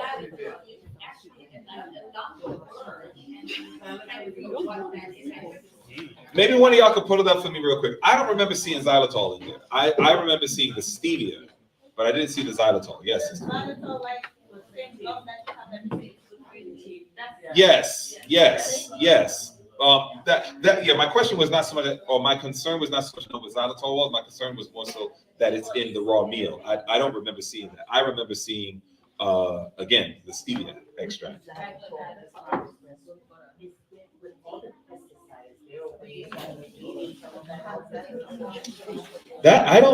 I have not found anything that can clean a pesticide off because it's part of the growing process. That's the problem. It's part of the growing process. Oh, hold on. Wait. Well, yes, you can. Forgive me. I was getting GMO mixed up with the pesticide. Sorry, I was getting GMO mixed up with the pesticide. You can clean off some degree of the impact because there's some foods that have a film on it that as a result of doing the cleaning process, as mentioned earlier, using vinegar or whatnot, you can get some of that off. You may not get all of it off, but you can get some of it off. It's the GMO that you do not have success in taking that out. You found it, sis? Okay.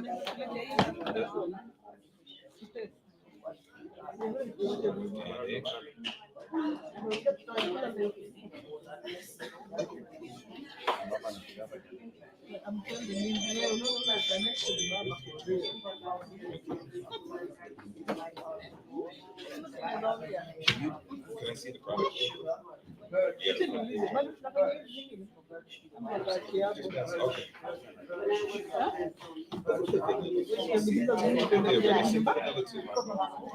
Okay, I have to look at it. Okay. All right. So, Alexandra, the only reason I keep going is because I'm waiting for the next one. Oh my, are you serious? Oh, okay, we got a lot of time to make up for. So my wife was waiting on me. I was waiting on her. So, all right, dear, come on out. Come on out. No, please, let's do it. All right, we are up for your cheeses. We want to feed you. We ready to, I'm ready to eat. I know. I'm sure y'all need to eat.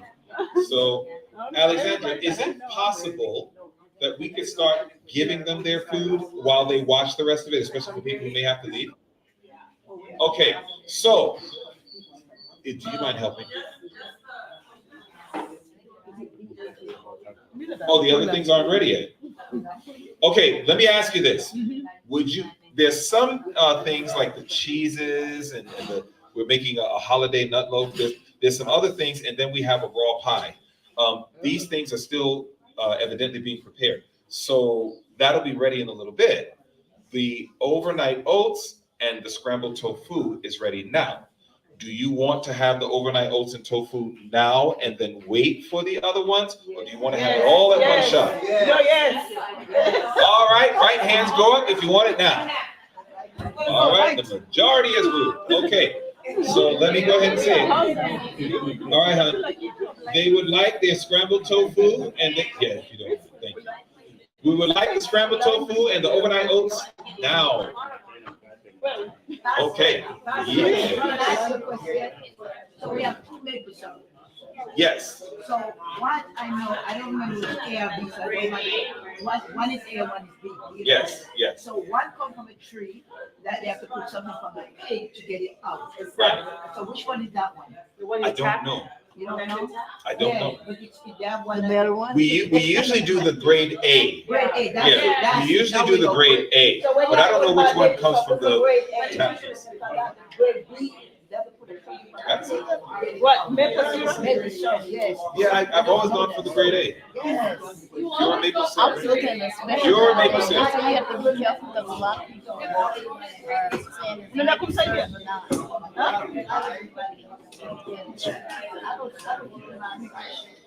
So is maple syrup So, yeah. No, Yeah. Yes. A lot of our waters are not good. In fact, there was an article that just came out last week that showed that 20% of our bottled water is just tap water. Yeah, it's just tap water. So this is the reason why one of the waters that my wife and I buy, it's good, it tastes really good, and because of the reverse osmosis, we have a reverse osmosis system at our home. One of the things that we definitely use a lot is smart water. Smart water has thus far, in the realm of all these bottled waters, smart water seems to come out pretty good. Again, the reverse osmosis process. No, it's reverse osmosis. Yes, and we like that very much. I don't like when water has a taste to it, you know, like when it leaves this aftertaste. And so, yeah, smart water has been our bottled water of choice. Yep. So it's been very helpful. Now, beloved, while we're getting the food ready, I'm going to do this. Alexandra, is it possible our sisters could help with getting the food ready while we do one of the demos? Okay. All right. So we're going to go ahead and get ready. Like I told you earlier, some foods you do need to cook. Lycopene. Anybody knows about lycopene? Where do we get lycopene from? What are the chief food groups? Tomatoes. But you need to cook them.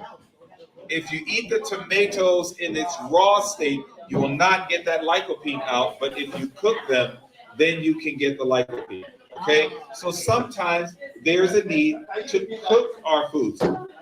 Lycopene, which is a nutrient we get from our tomatoes, is released when the tomato is cooked, but it is not released when the tomato is raw. So there are some cases where it is beneficial to cook your food. Same thing with spinach. It's important to cook your food rather than just simply eat it all raw. The only thing is like I told you, steaming is a great way to cook your food. Again, we talked about these. We talked about food groups. Here goes your tofu and your oats.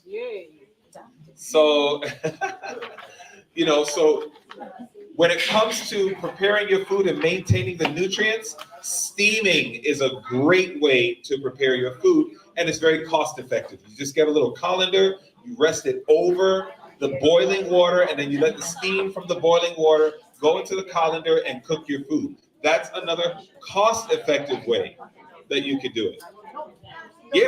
Yeah, for sure.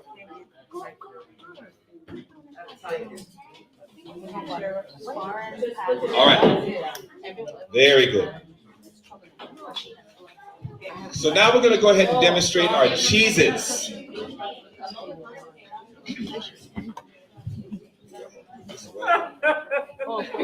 They're gonna open it. It's gonna continue. They're gonna open it. But you're pregnant.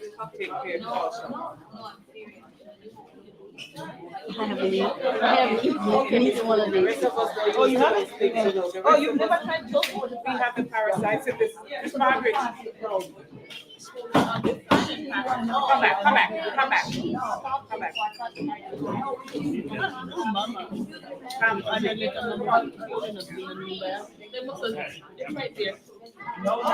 All right, so, hey folks, we're gonna try to work a compromise. We know you're very excited about eating your food. Yes. So let's give thanks very quickly. Let's just give thanks in general. And then I want you to go ahead and eat your food. And as best as you can, give your attention up here while we start to make the rest of your food, because we want to hurry up and get the rest out since you started your digestion going. So let's pray. Father in heaven, we want to thank you, Lord, for the food that has been prepared. We know that a lot of love was put behind its preparations. We pray to God that it will prove to be tasty and nourishing to everyone who partakes. We ask in Jesus' name. Amen. Amen. All right. Now we're going to do a cashew cheese. We're gonna do Alfredo and we're gonna do cheddar. So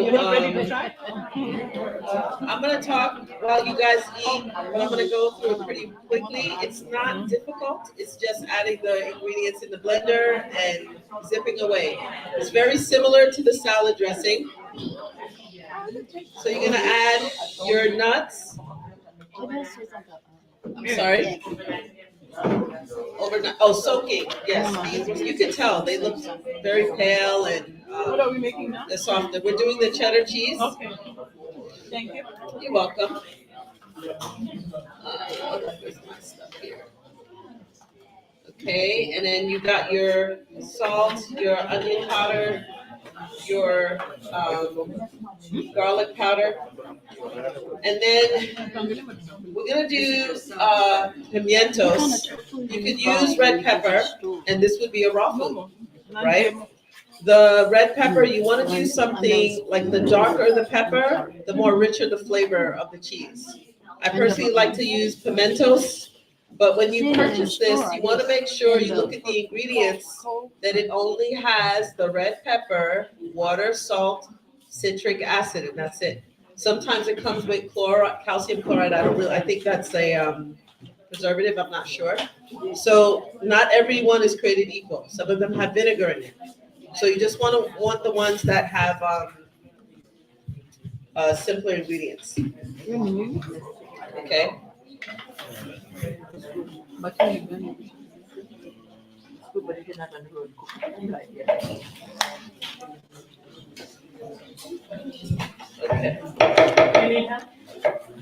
It's coming out. There you go. I said, I'm gonna try this. You can also drain that liquid out. For time's sake, I'm just trying to get through this class. Because I don't want to keep you guys, who I know you all wanted to leave at 4. We're supposed to be done by 4. Next, you're going to add your nutritional yeast flakes. This gives it a nice cheesy flavor. So good. I'm sorry?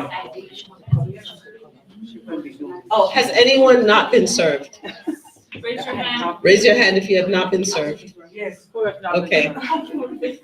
All right. And just water and blend. Can you hold this for me?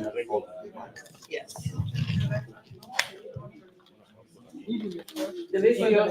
Delicioso.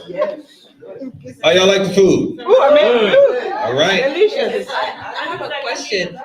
Who does not like the oatmeal bake, the overnight oats? Oh, I haven't. Who does not like it? I need more blueberries with mine. I have more blueberries. If you want more blueberries, I can give it to you. Who does not like it? Let me try it. Oh, you are? Okay. It's my first time trying both of these. Okay. Let me try. Also, one thing with the oats, real quick, when you do the oats, it gets stiff in the morning. You just add a little water or a little milk to make it nice and creamy, and that does, remove the slime a little bit. Okay, and real quick, I'm gonna pause real quick because I told you about the salad dressing. You have to pay attention to this because this dressing is good. Look at everyone got quiet. Okay, so you have your lettuce in a bowl. You have all your fixings, your cucumbers, your tomatoes, your olives. You could even use a slightly thin green onions, okay? What you're gonna do is you're gonna sprinkle yeast flakes across the top, like a light coating across it, okay? Then you're going to add a little bit of salt. This is salt to taste. So as you mix, you're going to taste it, but you're gonna do the salt. You're going to make sure you have avocados. This is key because the avocado and the yeast flakes mix is the dressing, okay? So you're gonna cut up the avocados and put it on top of there. Then you're gonna add a little bit of onion powder, a little bit of garlic powder. Do not be scared to experiment. You almost cannot mess up this dish unless, don't be heavy-handed, but it's better to go light, and then as you taste like, oh, I need more of this, you'll be surprised how good it tastes. So you got your lettuce fixings, you got your yeast flakes, you got your onion powder, you got your garlic powder, you got your sea salt, avocado. Some people add a little bit of lemon juice. That gives a little tart taste. It's delicious. Personally, I don't like the lemon, but it does taste good. You could try it. I like it better without. So you mix that up. You keep mixing and it's gonna get nice and creamy. It's so good. I mean, you could just eat it. And what I do sometimes is I steam some sweet plantains. I put it in there. You put some beans in there and you mix it up. It's a meal. It tastes delicious. But it doesn't sit long. Like, a couple of people will have it the next day, but it can get a little wilted. So you want to have it nice and fresh. And it's very good. Okay? That's that salad dressing I told you. Have any questions? You don't have to add lemon. You could try. I never tried orange in my salad. Never, ever. So I have no idea. I never tried it. Lime? I don't know. Yes, sir. You add this on top of the dressing and mix it in with the salad itself. It's not Yeah. a separate dressing that you make. No, you just put it right on top of the bowl and you just mix it up and serve it. And it tastes pretty good. Like everybody in the house, they love it. Yeah. Avocados, yes. So as I said before, all scrambled tofus are not equal. So I want to know, what are your thoughts about the scrambled tofu? Awesome. Amazing. Awesome. Tell me, seriously, what are your thoughts on the scrambled tofu? Delicious. One more. Okay, good. All right, good. Huh? Okay, good. We're glad you enjoyed it. Brother Lionel, how did you enjoy it? Brother Lionel? How did you enjoy the oats? Okay, so the consistency of that is still like off. Yeah. Yeah, that's why he did not raise his hand. You gotta point him out.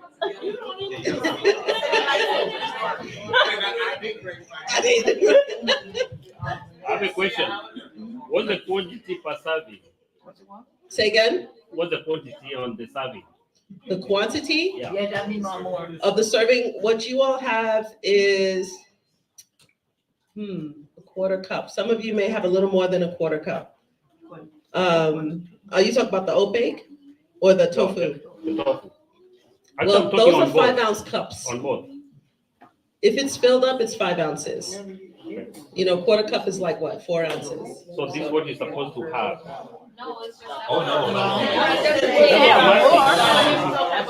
Oh, portions? No, Yeah. you can have more. That depends on what your goals are. If you're trying to lose weight, it's going to be one thing. If you're trying to gain weight, like build muscle, then that's going to be another portion. So yeah, there's no one portion per se. There is a general rule that you want to have at least half a plate's worth of salad per day, you want to have a quarter plate of protein. So if you're thinking about, the tofu, which is a protein, then typically you want to have half a plate of salad. You want to have a quarter plate of protein, quarter plate of carbs.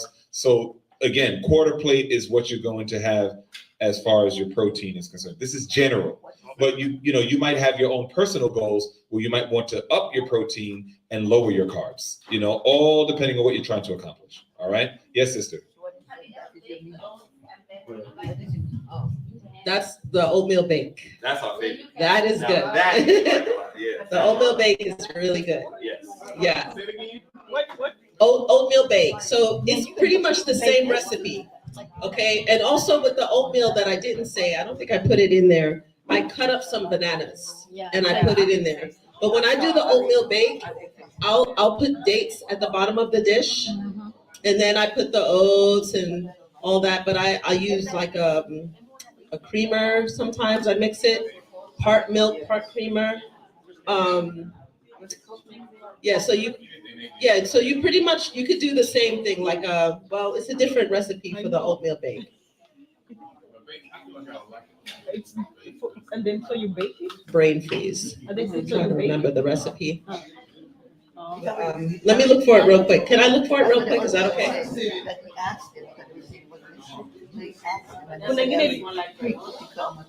No, it's like oatmeal, but it's like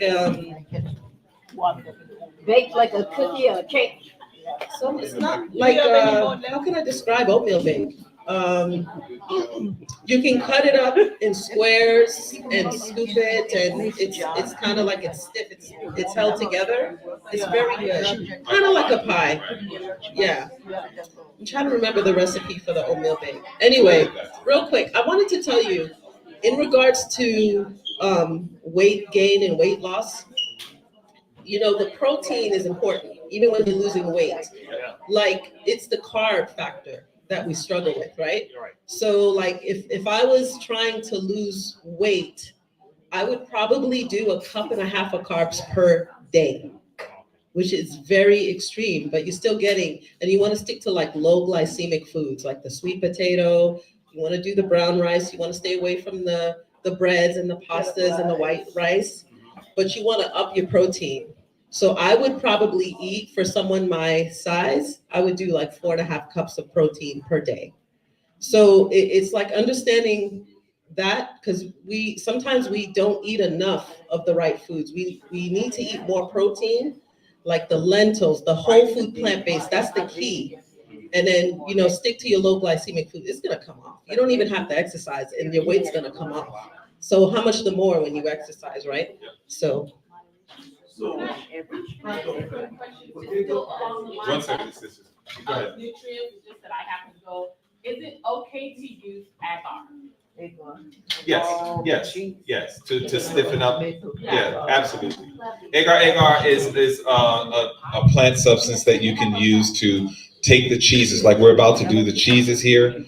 And if you add agar to it, it allows you to get it to the point where you can cut slices with it and things of that nature. All right. What we want to do is we're gonna hold some questions. We're gonna move as fast as we can. We really want you to taste everything, and we recognize that the time is really going. So we want to go ahead and do this for you, and then we'll take it from there. Okay. So I already added all the ingredients for the Alfredo sauce. It's pretty much the same thing as the cheddar. You got your cashews. You have your salt, garlic powder, onion powder, and the yeast flakes. You notice the difference? It's like this, the consistent theme with the dressing and the cheeses. It's the cashews. It's the seasoning, the salt, the onion powder. The dressings, you add sweetener and you add the lemon, and it tastes more like dressing. You omit the lemon, and it has more of a hearty taste. Now you can add lemon to the cheese, but I find that the flavor is better without the lemon. But that's just me. All right, so I'm gonna blend it real quick so we can move on. Make some noise.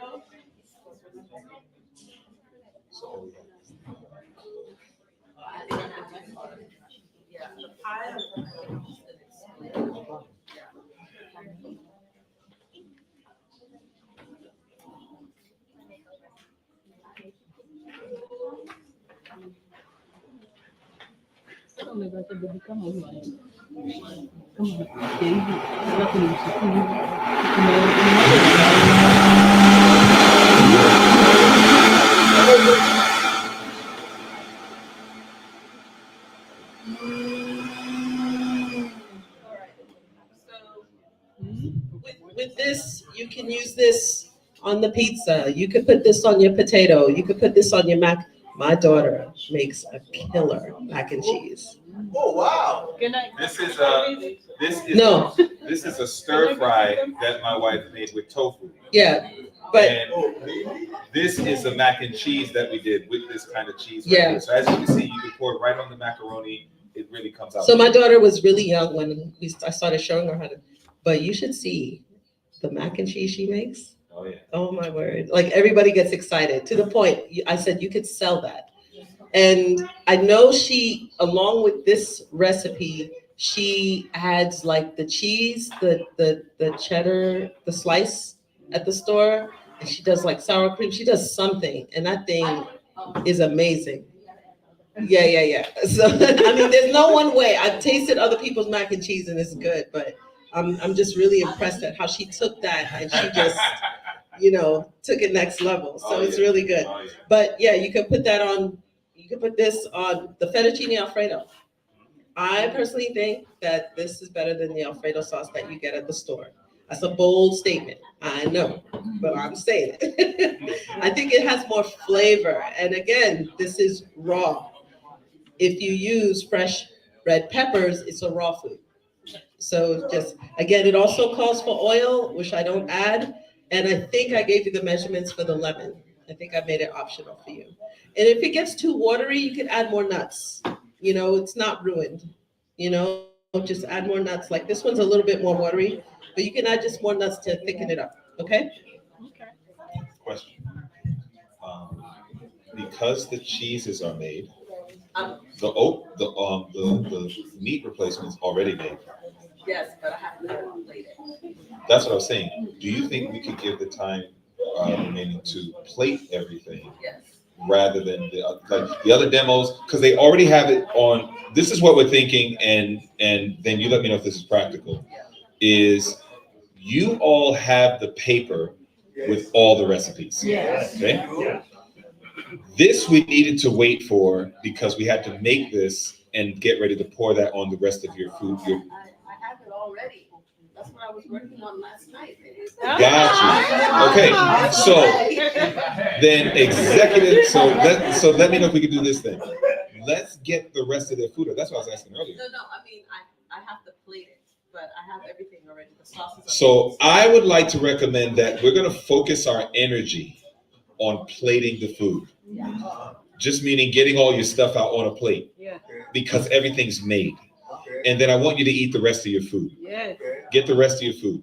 Then, if and then if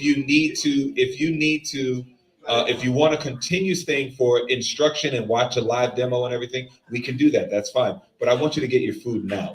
Is that all right? Yes. Okay. So with that being stated, one of our precious helpers, our dear sister, she just went back. So my sister, are you going to come back to help a little bit? Thank you kindly. Okay. So we have a couple of helpers, so that should be good there. And now we're just going to wait a few moments. They're going to plate everything and get it all out, and you're going to get ready to enjoy the rest of your food. My brother is looking out for you. All right. This was delicious. Yes. I'm really glad you enjoyed it. Seriously, because that's the goal. We want you to enjoy it. Yes, sister. Yeah. There's really no, God knows the world has been trying to get a plant-based collagen, the fountain of youth, everybody looking like they were 20s or 15 or whatever age you want to look. So the reality is that I know of nothing that is truly plant-based. My wife is the one that put me up on the collagen. So yeah, but no, nothing that I'm aware of, nothing that I found. All right. So again, family, I'm glad that thus far you have enjoyed what has been shared. Again, what you just had here was an example of something you could do for a breakfast. You understand that? You can have oats, you can have your protein, and then you can have your fruits and your nuts. This is a great example of what you can do for a breakfast. All right? That's one example. What you're going to see next is kind of the same principle. What's getting ready to come out, I want you to imagine having a salad. You know, we don't hopefully need a lot of education on that. You know, it's your greens and you add some things to it, but you want to pour your dressing on it, right? And then you're going to have your protein again, which is going to be your holiday nut loaf. That's what you're going to get in just a second. And then, you know, your cheeses and what have you are things that you can add to your food groups. And then, of course, a cooked vegetable. And there you go. You know, once again, you have a full blast meal. As stated, the cheeses are raw food. You know, by and large, it's raw food that you're pouring over. So that's really, really good. Now I want to get to this because I want to show you a couple of more things here, just so that this is a positive way we can occupy our time with some more education while we know the food is coming. All right? Yes. So here we go. I'm going to go past this. This one is where we talk about our protein. So when it comes to our complex carbs, we already talked about ancient grains. We talked about our whole grains. When it comes to our vitamins and our minerals, we talked a lot about fruits and vegetables. When it comes to protein, this is the big one for the meat eaters. You know, when we're meat eaters and we enjoy our meat and what have you, you're going to find that the world of beans, which is a big world, it's a very big world. The world of beans can help us a lot as it relates to doing meat replacement. When it comes to our protein, this is going to be an excellent source for it. You got a lot of different things. Now, peanuts. Peanuts, you got to be careful with. Does anybody know why we need to be a little careful with peanuts? Anybody have an idea? I know. So outside of just being allergic to it, which would be your obvious, what's one of the concerns with peanuts? Mold. There is something called aflatoxins. Aflatoxins. These are often connected with peanuts and peanut butter and things of that nature. This was brought out very powerfully in the book by Dr. T. Cullen Campbell called The China Study. And what they found is that a lot of individuals that were eating peanuts were also getting stomach cancer. And there was a concern with this, and they wanted to understand what's the connection. The connection was with the peanut, with the way that it grows, there was always this mold that would attend the peanut, which was not faithfully and effectively removed from the peanut. And so often the peanuts was carrying a lot of the mold with it, which in turn had something in it called aflatoxins. And if you were to go to Google right now and look up the cause for stomach cancer, right? Then you would find that one of the causes is something called aflatoxin, high aflatoxins. So this is the reason why you find a lot of people worldwide, even when I was in the Philippines, there was a whole group of folks serving us food every day, and they intentionally would serve us almond butter and not peanut butter. And I asked them, I said, why is that? I said, I'm just curious. Peanut butter's, almond butter is more expensive than peanut butter. Why is it that you're doing that? And they said, because we don't want to expose ourselves or you to aflatoxins. So this is a very, very, very well-known thing. Now, the only peanut butter that I'm aware of that has been some degree of research that was very, very low in aflatoxins is something called Valencia peanuts.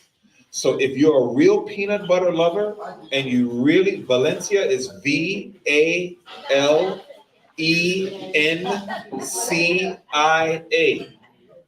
Valencia. If you really are a peanut butter lover and you want to get more peanuts in, but you want to keep it as safe as possible, the Valencia peanuts is the better option. And you have a Trader Joe's out here? Yes. I think at Trader Joe's, definitely at Costco's, there is a peanut butter with like a red labeling around it, and that one has the Valencia peanuts. So if you really want to get your peanuts, that's what you do. But I say that to say that, there's some different concerns with peanuts, whether it's just allergic reaction or if it's just simply the fact that, hey, the aflatoxin issue is an issue. But the bottom line is peanuts are a bean. It's a legume. Peanuts are a legume.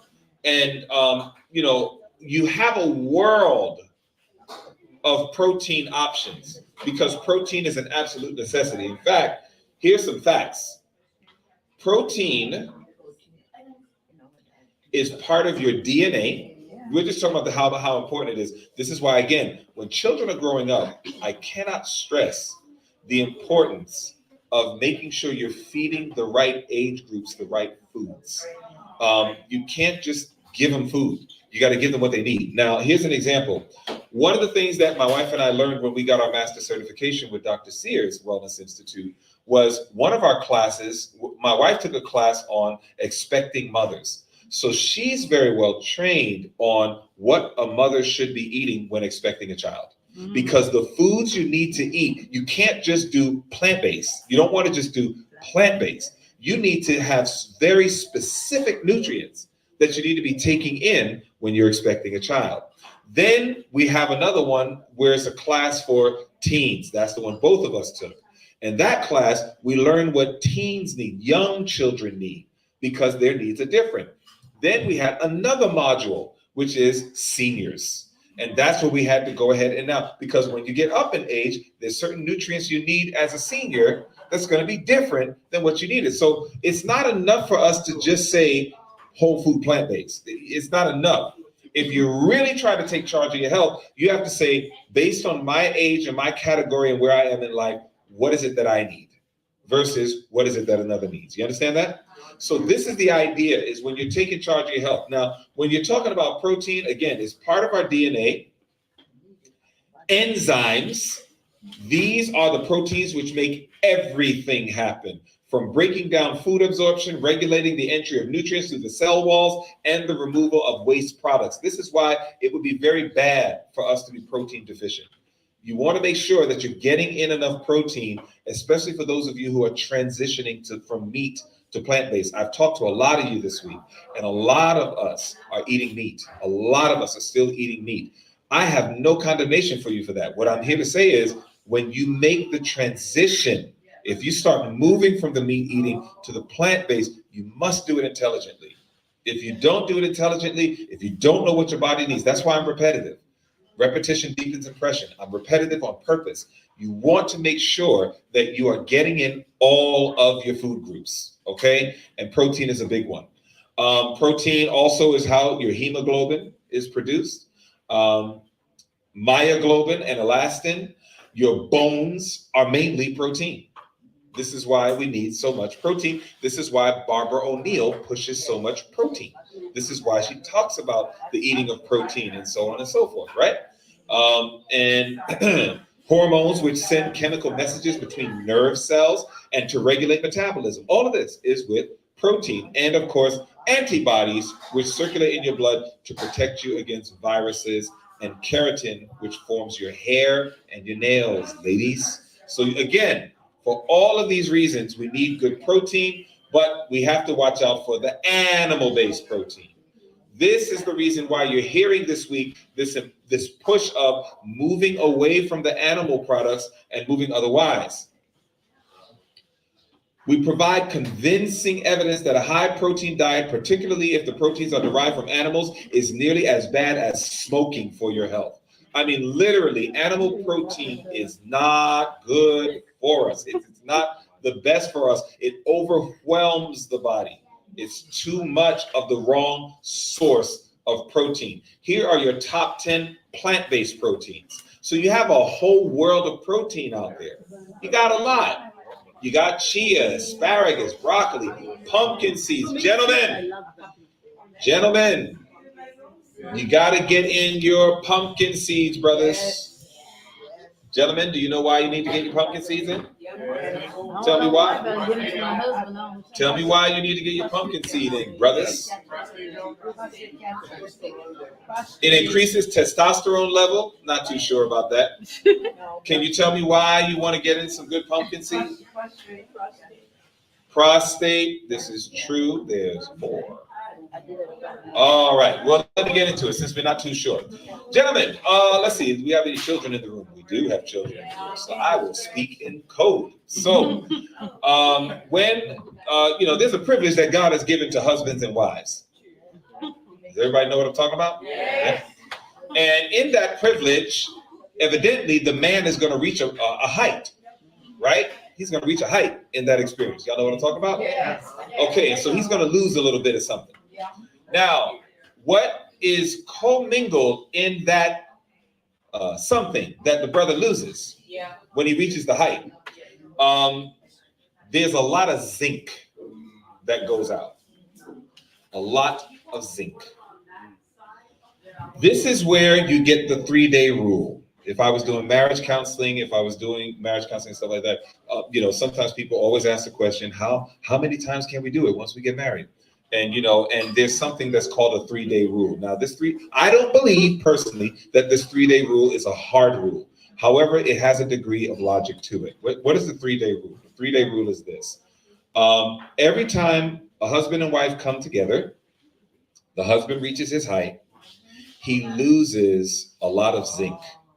And it typically takes 2 days for that zinc to be replenished.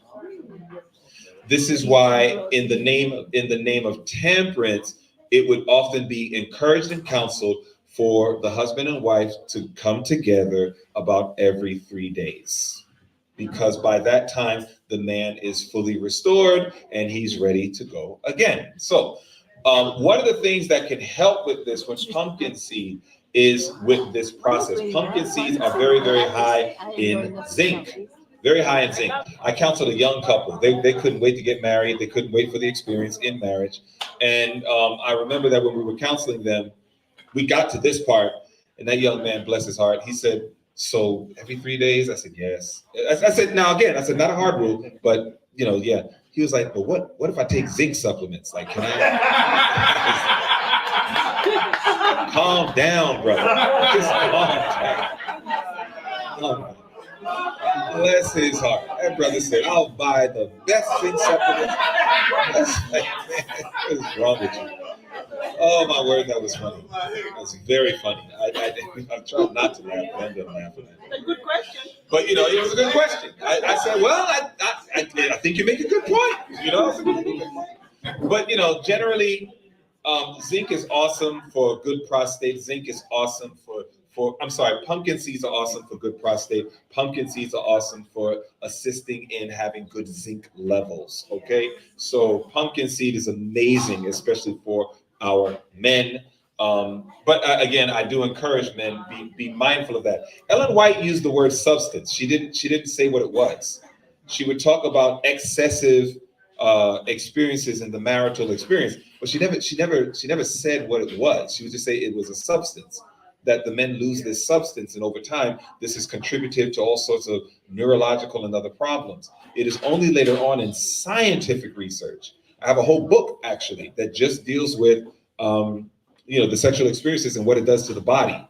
It's in my iPad, and it's from there that they discovered the zinc was the substance that when the man releases, this is what they're losing. And it takes a period of time for it to come back.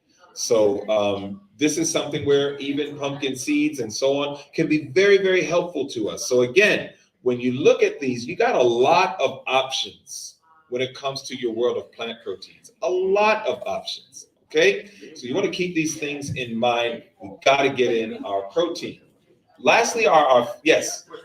So I heard that, so the protein, is this just on their own, these foods? Because I heard yeah, sometimes you got to combine it. Okay, yeah. So yeah. That's what my question was. Well, so when it comes to beans can be a sole source of protein. It can. There are some who said if you do rice and beans together, it can make up a complete protein as well. I think it depends on which bean you're eating. Not all of them are the same. Like lentils, complete protein. Lentils all by itself. But if we're looking at lima bean, maybe we have to combine it with other food sources. But generally, beans are a complete protein source. Yeah, pinto beans, great. Black beans, great. Say again. Say it again. Pigeon, yeah. I mean, yeah, not by itself. It may have to be combined with other food groups. Okay. Now, when it comes to your fats, again, probably the best way to get your fats is that which occurs naturally in the plant foods. That's the best way to get your fats. You don't need a lot of this. Good whole food sources of fat, whole grains, nuts, beans, seeds, avocados. But remember, if you're going to use oils, it should be in small quantities. You don't want to use a lot of oils, okay? I've seen in different demonstrations of African culture and other cultures, when we cook with the oil, sometimes there's a lot of oil mixed with the food. I really want to encourage you to minimize that oil, okay? Minimize the oil. It's not good for us, all right? We're going to talk about it. This book is amazing. Fats That Heal, Fats That Kill. This is the only book that I've ever seen that exhaustively addresses the subject of oils and fats, what's good and what's bad. I highly recommend this book. Fats That Heal, Fats That Kill. Very, very good book. And as stated, the complete guide to fats, oils, cholesterol, and human health. It debunks a lot of what people say and all of that. It's a very good book. I've had it in my library for some years now. It's a blessing. So, Fats That Heal, Fats That Kill. Yes, sister. Type it in Amazon, I'm sure you Yes. I'm still searching that one. I'm not settled on that. I like peppers, certain peppers, green peppers, red peppers, etc. There's some other food groups that I don't. Tomatoes is a big one, and they say it's especially bad for people with arthritis and things of that nature. But I'm not settled on it. I'm not settled on nightshades. I'm not settled on nightshades and understanding how bad it is. We know that nightshades are not bad foods, but they can be bad foods for certain conditions. The question I still have is, why is it really bad for those conditions? At Amazon, it's $10 on the way. Right, and it doesn't make sense to me right now, so I don't buy into it. It doesn't make a lot of sense to me. Oh yeah, I know that people go through it. I just. I'm not convinced. So let me give you an example. My sister mentioned Dr. Greger earlier. If you go to a lot of our health centers that address cancer, they will feed people something called apricot seeds. And they use apricot seeds as part of their regimen. Dr. Greger comes along, and as far as I see, he has found research that is clinical and is testing people. Like, I don't put a lot of stock into lab research because lab research is often done on an animal. And the problem is that an animal doesn't have the same anatomy that I have. So just because it worked for a rabbit doesn't mean it's going to work for me.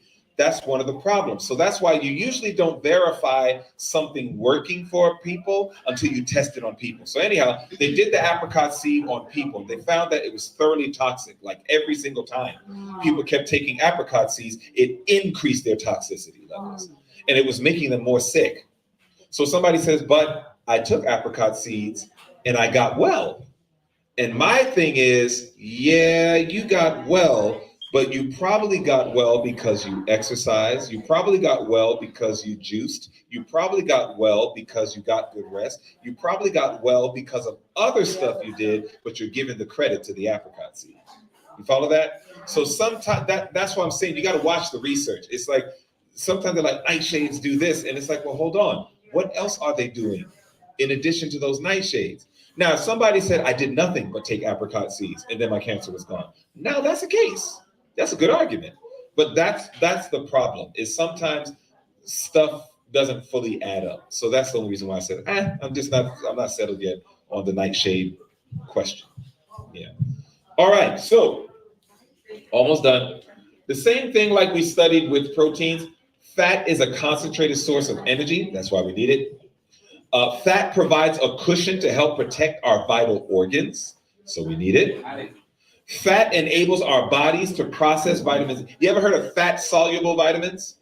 Fat-soluble, that means that you got to eat something. Fat enables our bodies to process vitamins A, D, E, and K. So if you're going to take more fat-soluble vitamins, that means you need to eat some fats. You need to eat some foods with fats in it. All right?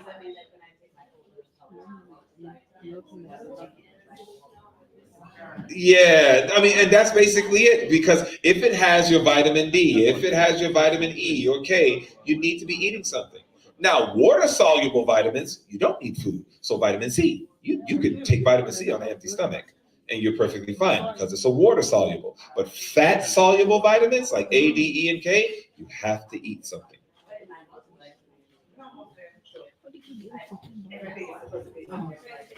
Well, it's supposed to be, but what would be the safer route? I understand. If you're going to do a multi, my recommendation is eat something. Don't ever take a multi on an empty stomach because more than likely it's going to have some of your fat soluble vitamins mixed in it. It's going to have it in there. Uh-oh, ladies and gentlemen, we got some food. All right, look at that. We got salad dressings, we got your nut loaf, we got your cheeses. So Alexandra, is the Alfredo on the nut loaf? Okay, so your Alfredo sauce is on your nut loaf. The orange on your lettuce is your French dressing. The white on your lettuce is your Caesar. And then the orange on your tortillas is, of course, your cheddar cheese. All right? So there you go. Now you get to try all of these plant foods. And you can let us know how it tastes. All right? Say again? Oh, yeah, I'm sure it does. The white one on the nut loaf, that is your Alfredo sauce. The orange on your salad is your French dressing. The orange on your tortillas is your cheddar cheese. And then the white on your salad is your Caesar salad. Okay? Very good. Say again, sister. They all are good. Oh, wonderful. We love to hear that. We want you to be encouraged. You can enjoy your food when you're plant-based. That's the purpose of this class, is to inspire you, to let you know you can enjoy your food when you move to a plant-based diet. See, it's not all just carrots, sticks, and celery. See? No, you don't just become a bunch of human rabbits. It's like you get to eat food, and you get to enjoy it. You get to eat food. This is so good. All right. So good. Very, very good. Very, very good. Enjoy. Yes, my sister. I could eat this every day. Say it a little louder for me. When I first had my son, who also helped when I first had my son, I remember I started out more of a plant-based diet. Yes. And at some point when he switched from breast milk to whole foods, he was still plant-based, but his hemoglobin dropped. And so when I took him in for his 9-month appointment, the doctor said, his hemoglobin is really low. Are you giving him enough meats? And I said, right now, I'm keeping him plant-based. And the doctor said, well, you need to give him some animal protein to get his hemoglobin up because of that transition from breast milk to whole milk. And so then we have that. Have you heard of that before? I have. Well, this kind of goes back to what I talked about with intelligent transition, right? Or informed transition. You want to make sure that you're getting the right food groups in. When somebody switches to whole food plant-based. When you switch to whole food plant-based, you want to make sure that you're getting the right sources in, right? So what ends up happening is sometimes what we typically do when we become plant-based is we go heavy carb with very light on green. We're very light on green. We typically go from meat eating and then we start eating more sweets, even though they might be plant-based or what have you. So we're not always doing it in the most informed way. So what ends up happening is we do start going deficient. And how much the more when you're pregnant, right? Or how much the more if it's shortly after pregnancy or what have you. It's like, okay, I really need to make sure that I'm giving my body the nutrients it needs. So this goes back to why I told you, my wife took us, there are specific classes on if a mother is expecting, she needs to eat and understand certain things about nutrition that you would not do the same with a mother who has a 5-year-old child. So there were things that you needed that more than likely you were not getting. So the issue is not plant-based. You can get plenty of protein, all the protein a newborn, let alone an older adult needs through plant sources. But you need to know what to eat. You need to know what to take in. So this is the goal of some of the things we're talking about in this class. Now, when it comes to iron, especially building up that iron, you got to go green all day long. I mean, you are green. You are eating a lot of green foods. That's where you're going to get a lot of your iron from. And sometimes, like I said, when we switch to the plant diet, we're not doing that. We're not getting it anywhere enough. And so this is more than likely why. Because remember this, sister, where's the animal getting it from? It's getting it from the plants. You know what I'm saying? The animal does not innately have just all this stuff inside of it. It's because the animals eat plants. So all we're doing is we're just moving the animal aside and we're going to a direct source. You get what I'm saying? Does that help answer your question? Good. Good. Thank you.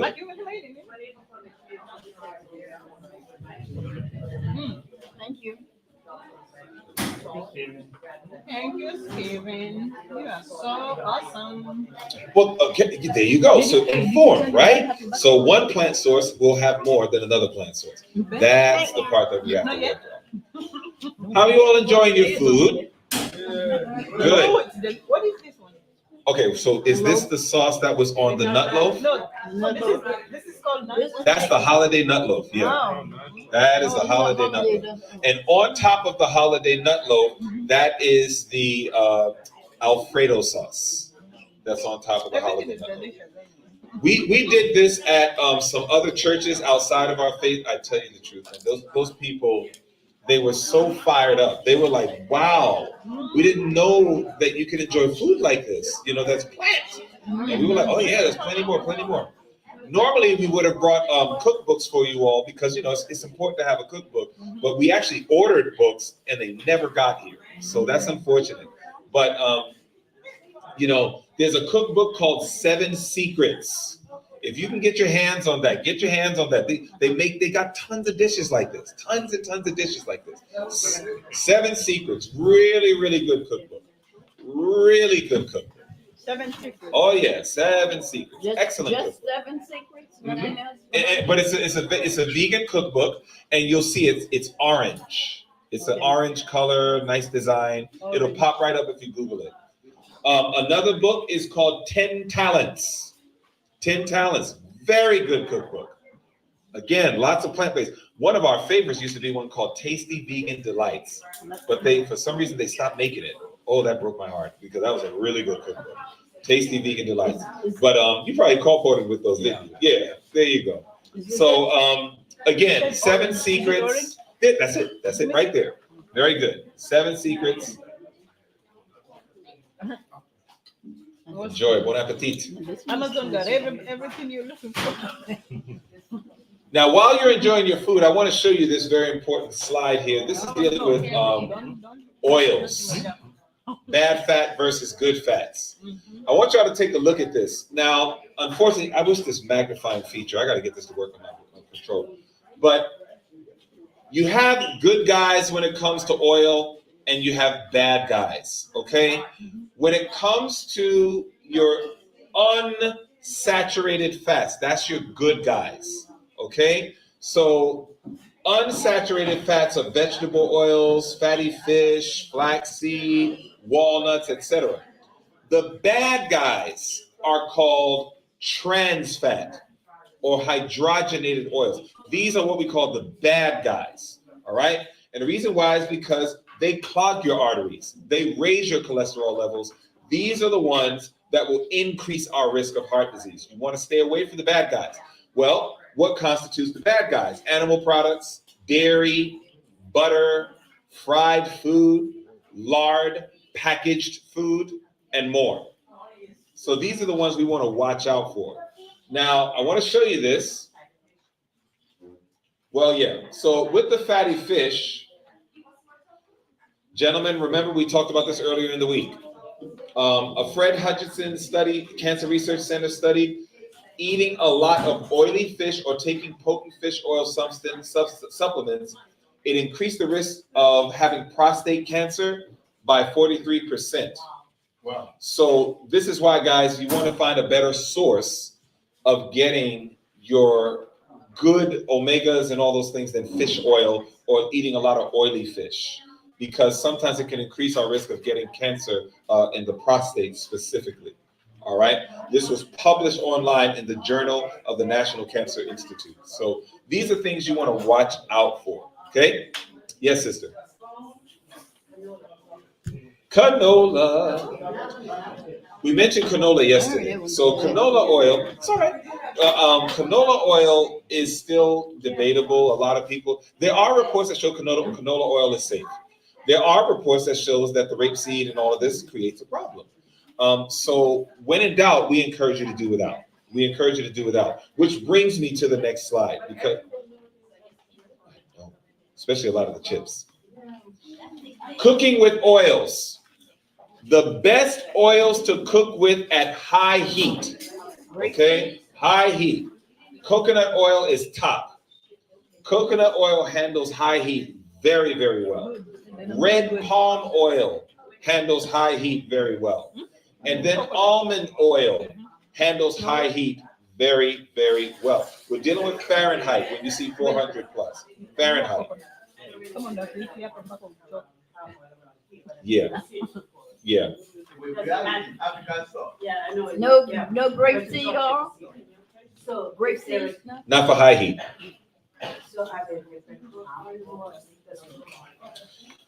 Not that I'm aware of. Not that I'm aware of. No. Palm oil is palm oil. Yeah. Yeah. As a matter of fact, I apologize. Avocado oil is here for high heat. Walnut oil, peanut oil, and grapeseed oil. Grapeseed oil is there for high heat. Yes, my brother. Say again? Excellent question. No cook or low cook oils, meaning 200 degrees Fahrenheit or under. Now you have your flaxseed, you have your virgin olive oil, you have your evening primrose.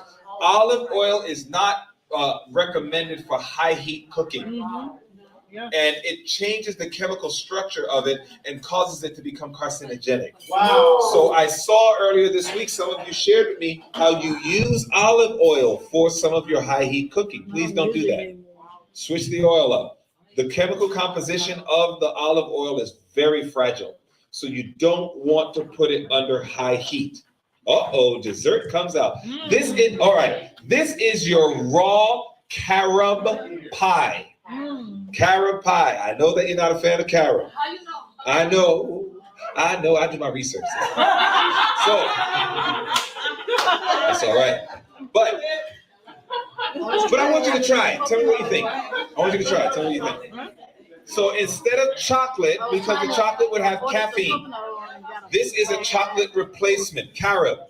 I want you all to let me know what y'all think. Don't worry, your husband's gonna finish it if you don't eat it. I know you will. I use it when I make ice cream. This is a raw pie. I'm so sorry. So the carob sat too long because it was frozen. It's supposed to thaw out, and then you could cut it nice and neat. So I just want to let you know, typically it has more structure, but it's sitting too long in the kitchen, so it got a little soft. That's it. But that's not how it's gonna come out when you make it. Thank you. Everything is delicious. Yes. Amen. Amen. So there you go. Enjoy your dessert, your raw carob pie, a raw pie, family. This is good. Okay. And I think avocado, Alexandra, avocado's in it, right? Okay. So there's no avocado in this raw carob pie, but there's one with the avocado. It tastes really nice with the avocado. No, and that's the point. We use the carob because caffeine is a very serious legal drug. It's something that you want to really do what you can to veer away from it. So rather than giving ourselves or our children chocolate, we can go ahead and introduce them to an alternative, like the carob pie. All right, and then you can try to see if you like it. All right, how we doing, sis? It's the best one I had thus far. Well, praise the Lord. There you go. Yes. Praise the Lord. Hey, we're excited to hear I that. was chocolate. Okay. So when they're like, oh, this is an alternative for something, I was like, anyway. Yeah. I understand. That makes sense. That makes good sense. That's not necessary. Yeah, right? So enjoy. So again, just remember this, family. Stick to your high heat oils. Watch out for the no cook oils and using them with high heat. We don't want to do that. So if any of you have been cooking with a lot of high heat, with the olive oil and things of that nature, let's try to switch that up. You got some good options here. You got great options. So you can switch it up. All right? Okay. Well, with that being stated, here we are. You at least have completed your food demos. All right? So you got a chance to try everything that we were going to make on the table today, and I'm very grateful for that. Everything is good. I personally, Alexandra, could you come, please? Is there a second? Somebody's asking, are there seconds? Are there seconds? So, family. So one day, hey y'all, very quickly, can I get your attention real quick? Yes. Once we finish dancing there. All right. So I just want to say real quick. Listen, one day I was reading the book of 1 Peter chapter 3. And do you know what the Bible says? It talked about the husband honoring his wife. Mm-hmm. And it talked about honoring her and recognizing, the blessing that she is. I know because I'm the guy who saw the sacrifices that my wife made. She really pushed herself from the shopping, the choices of the food groups, and everything. She puts her heart into making sure that the people are well fed and receive everything they need. So I just wanted to say, I think we should just go ahead and give a hearty amen. Thank God. This is a thank you to Alexandra. Yeah. And we're grateful for what you have done, my love. All right? You're definitely a blessed man. Yes. Can we eat? Sure. My wife said, can we eat? Is that Oh, so here's a question. Mm-hmm. What we basically were going to do is kind of demo everything on your papers. You have your papers, you've tried all the food. Are you comfortable considering this a completed cooking class? Mm-hmm. Or would you still like for her to demo a couple of the ones that she has not demoed yet? That is the question on the table. So let's do it this way. If you would like to still, if you would like to still see the demos done anyhow, let me see you raise your left hand. If you still want to see the demo anyhow. So we got 1, we got 2, we got 3. You are great. All right. I know she's sorry. Yeah. There is a video. Not for the pie. But we have a video on the same class, but not the pie.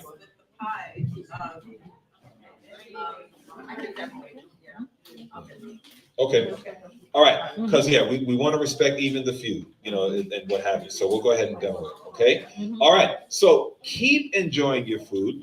And now I feel much better that even if you have to leave, at least you were tasting and seeing that the food is good. All right. And God is good and his food is good. All the time. God is good. So I'm grateful for that. Yes, Brother Lina.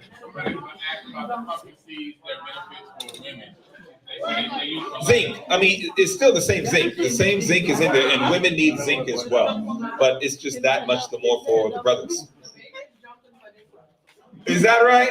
Ooh, so we heard that the baby is jumping over the nut loaf and the cheese. Amen. Jump away. I have a question for your wife. Say again? I have a question for your wife. Can she adopt me so she can teach me? Oh, honey, we have an adoption agency now. We're asking for requests to be adopted. I know, that's a new phase of our ministry. No, we're truly grateful. We want you to be inspired that you can enjoy plant-based food, and that is the goal. Sounds like we accomplished that goal. For that, I praise God. Very grateful. All right?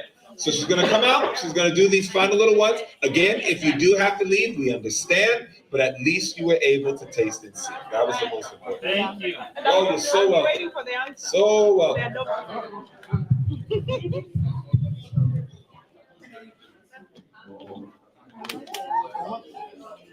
minutes.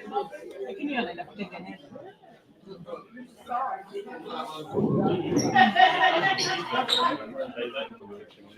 Hii nini? Kila kitu ni tamu. Hayo bwana hizi toka hapo. Hata mfanye nini? Na hizi hata mimi siwezi toka hapo. Kama ni mama yako atasidami kwa nini? Oh, hiyo ndio ile. Lakini sasa hii ni raw carrot. Lionel, how do you like it then? No, the carrot one's really good. Yeah. Sasa nimefanya nikuna sina. Yeah, because she asked me what carrot was. I told her, like, you probably wouldn't know. Like, I told her, I know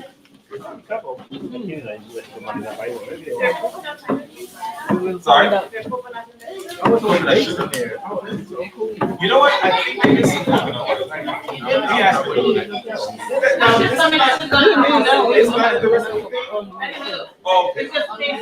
Okay. All right.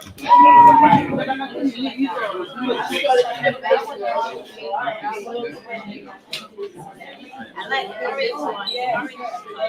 You are so welcome. So welcome. Yeah,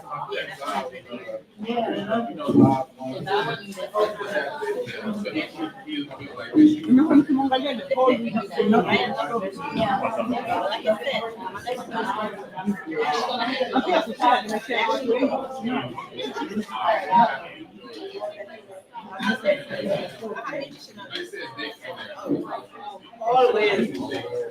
That's why I use it for everything. And then it's because, especially when you're vegetarian, the B12 is just, that's my B12 thing. That's my B12 to go. Not really. I'll call myself that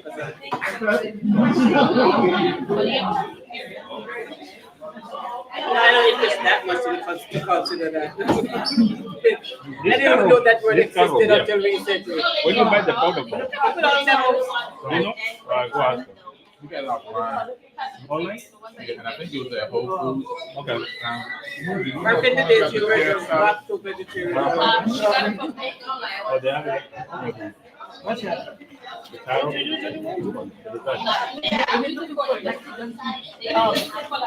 They call it chocolate. Oh, you got the chocolate.